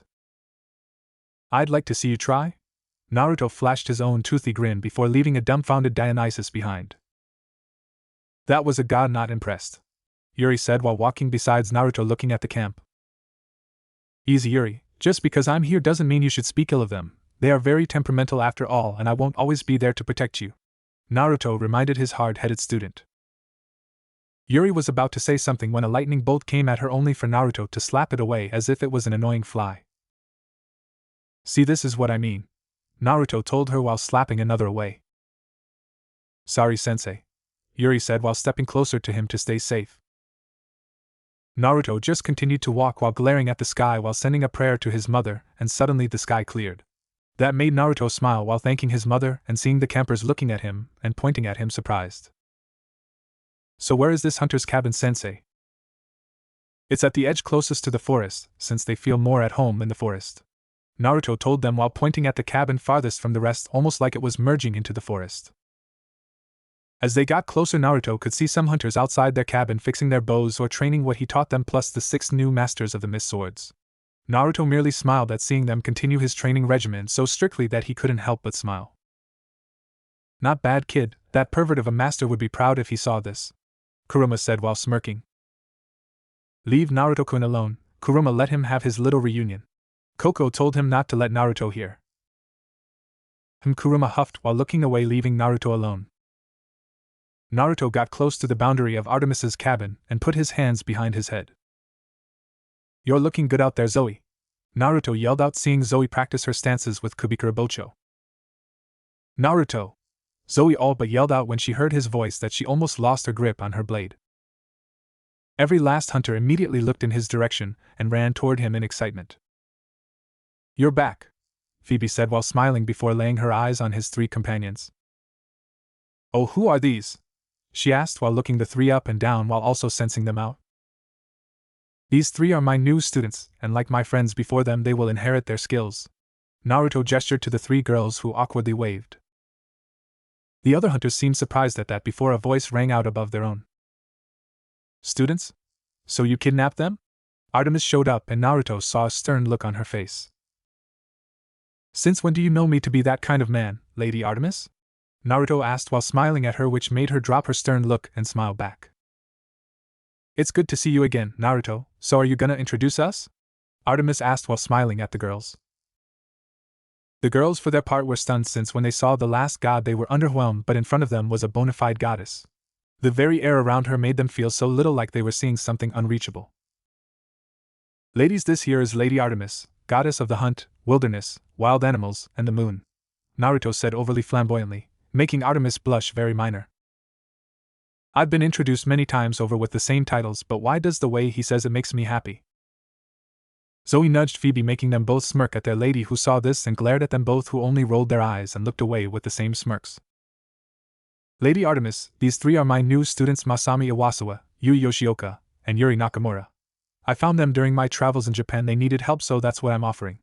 Naruto gave her a look which made Artemis nod and look at each girl in the eyes to see them hiding a lot of trauma. You all have been through a lot, I see. Come, let's have a late breakfast. Artemis turned and led the girls to her cabin. You know you're not allowed into my cabin, Naruto. Go and play with the other campers for now. Artemis smirked at him, making him sigh and shrug his shoulders. You're in good hands, girls. I'll be around if you need me, don't worry, and hey, maybe you can show your elder sisters some of the moves I've taught you. Naruto told them, making them nod hesitantly. Oh, before I forget, here for you guys. Naruto handed Artemis a small scroll, making her raise an eyebrow. Souvenirs from my travels. Naruto answered her unasked question. Naruto started to walk towards the arena he built a while back to teach them kids swordplay. Come, girls, let's introduce you to the rest. Artemis motioned while smiling at Naruto for his gift to her hunters. Arena. Naruto made it to the arena and sat down on a branch and watched as Luke was busy sparring with some campers. He could also see that little girl Annabeth stretching and getting ready to join the spar. Looks good, but I see you haven't made much improvement to your stance from when I pointed it out. Naruto chimed in when Luke finished his spar lesson. Everyone looked up and saw Naruto smiling and taking notes in a small notebook he had for when inspiration struck for a new book. Luke's eyes widened a little when he saw Naruto, and Annabeth actually screamed out his name in surprise like the rest. Naruto jumped down and started stretching while everyone was still just staring at him as if he was an illusion. So care to have another spar with me and show me what improvements you've made? Naruto said while summoning the Kusanagi blade. Luke felt a small bead of sweat roll down his face, remembering last time they sparred. Would you like me to teach you more instead? Naruto smiles at him, letting him know he knew what he was thinking at that moment. I would appreciate it if you could teach me some more, Naruto, Luke said while bowing slightly. That's what I wanted to hear. When Luke saw the smile, he knew he was gonna be put through the ringer. A few hours later, Naruto was standing around looking at all the campers on the floor around him, with only Luke and Clarice on their knees trying to catch their breath. I see you all have let yourself go since I left, and I'm very disappointed. It looks like I may have to whip you all into shape again. All he heard was groans from the campers. Naruto sighs as he catches Clarice's spear and sends it into the ground before grabbing her roundhouse kick. He then sent her flying to the side, making her skid across the ground before slamming into a tree and trying to get up, but exhaustion hit her hard. I can still fight. Clarice tried to get up and continue, only to lose consciousness. Naruto looked at Luke, seeing if he would continue or call it quits, but as he continued to look, he saw him fall forward out like a light. Still needs some more training, but they have potential. Naruto smiled at all the kids before staring at Luke before letting a kunai slide into his hand. The kid seems to have let the darkness win since last we saw him, Naruto. It would be better to end him here than to let him continue and cause more pain in the future. Naruto shook his head in disappointment, while getting closer to end Luke. Is this really what you want, Naruto? Son Goku asked while looking through his eyes. Before he could, Chiron came running towards him, making him return his kunai into its hidden spot. Ah, Naruto, here you are. I would like your help with a few things if you'd be so kind. Chiron asked him, making him frown slightly while side-eyeing Luke and sighing. Sure thing, Chiron, what do you need help with? Naruto asked while walking away from the campers. It seems this kid is as lucky as Naruto when it comes to avoiding death, Kuruma said, glaring at the aura around Luke. Whatever that is around him seems to want him alive, Gyuki said while studying the golden vapor surrounding Luke. This kid is dangerous. Whatever awaits him will lead to the death of others. This kid seeks to make the gods pay. He holds nothing but rage and vengeance in his heart for the gods, Kuruma told the other while closing his eyes and going to sleep. The others looked at one another and then back at Kuruma before looking at the distant image of Luke and seeing the vapor take the shape of two eyes looking in their direction. Yes, he is becoming more dangerous, and we can't have that, so Shikaka, please keep an eye on him for me, okay? Naruto chimed in while without Chiron noticing activating his newly evolved Rinnegan that he was able to get through his connection to the Senju clan from his Uzumaki blood and Madara's eyes having taken root. As he continued walking, sand poured out his sleeve before the sand slid away and took the shape of a mini Shikaku who went over to where Luke was and merged with the ground. Leave him to me, I won't let him leave my sight. I'm counting on you, Shikaku. Naruto gave a thumbs up and continued his walk with Chiron. Big house. So what do you need from me, Chiron? Naruto asked him after sitting down in front of Chiron when they entered his office. Grover probably told you about the demigod he's looking after right now, right? Chiron asked him, trying to be vague and not letting out who the father was. Naruto snapped his fingers and Chiron felt like a barrier was placed around them and looked at Naruto. You mean the sea brat? Naruto smiled at him while taking out a bottle of sake from his jacket seal. Chiron was surprised that Naruto knew but couldn't say anything and only accepted the cup of sake Naruto offered him.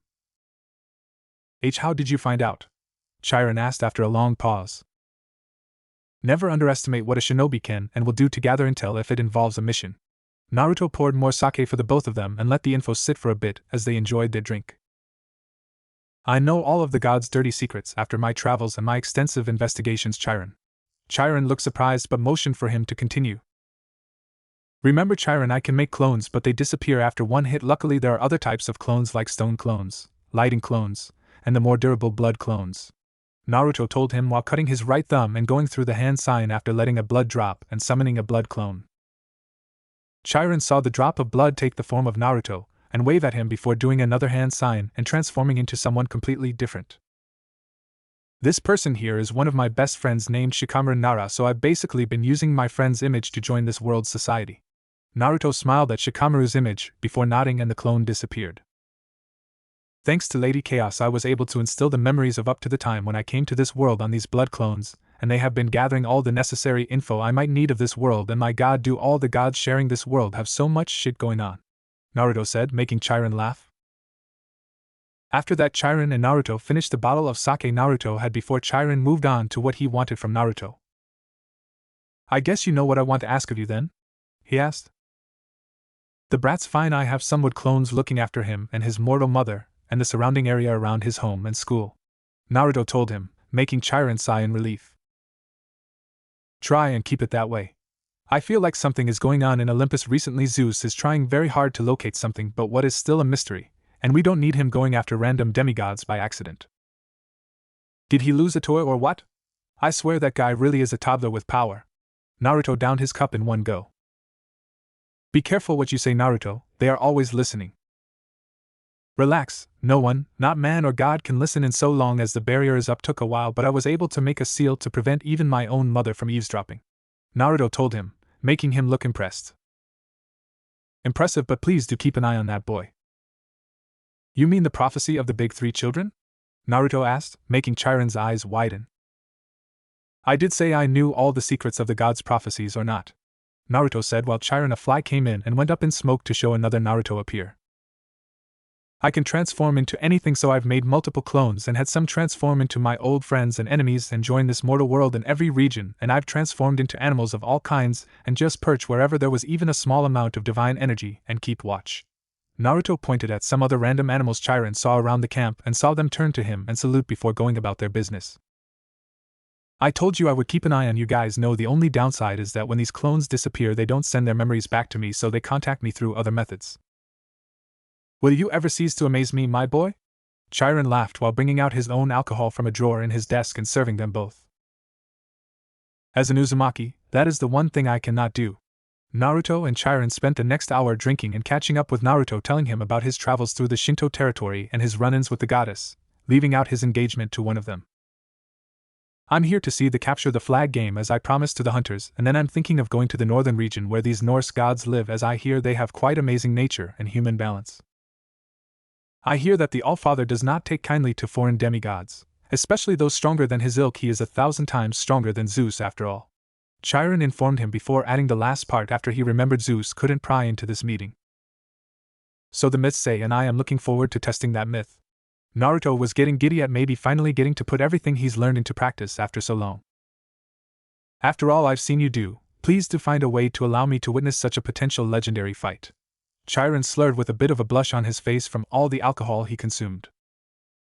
Don't worry, I'll make sure to make it a spectacle. Artemis. It had been some time since Naruto left, and he hadn't returned, so she had sent one of her hunters to look for him. Lady Artemis, it seems that one hunter saw Chiron taking Naruto into the big house for a meeting. The hunter she sent returned and let her know, skipping over the fact that she had walked by the horde of campers Naruto had sparred with, tending to their bruised and damaged ego. That's fine then, after he's done with his meeting he should return. As for you girls, would you like to join us for our training? Artemis asked Naruto 3 new students. Sure, Master always says practice makes perfect, and we have been dying to see how our elder sisters compare to us in terms of skills. Yuri stood up and cracked her knuckles.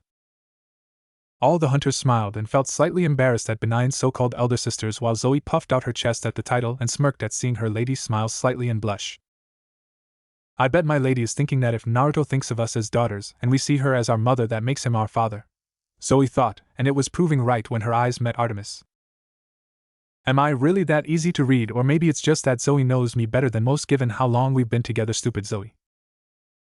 Trying to save some dignity in front of Zoe, she coughed into her hand to calm down and announced a little louder than she meant to. Alright girls, let's go and show her the fruits of our training with Naruto and our personal training. Yes ma'am. They all answered and started heading out with Yuri and the other 2 right behind them. My lady, are you going to have that talk with Lady Hera and Lady Styx about you know what? Zoe asked her lady as both walked out together, standing at the doorway watching the hunters getting their bows and swords or other weapons they were training in. I've asked Hera for some of her time, but Lady Styx hasn't responded yet, but I hope she does soon. Artemis looked on as her hunter started showing Yuri and the others their archers.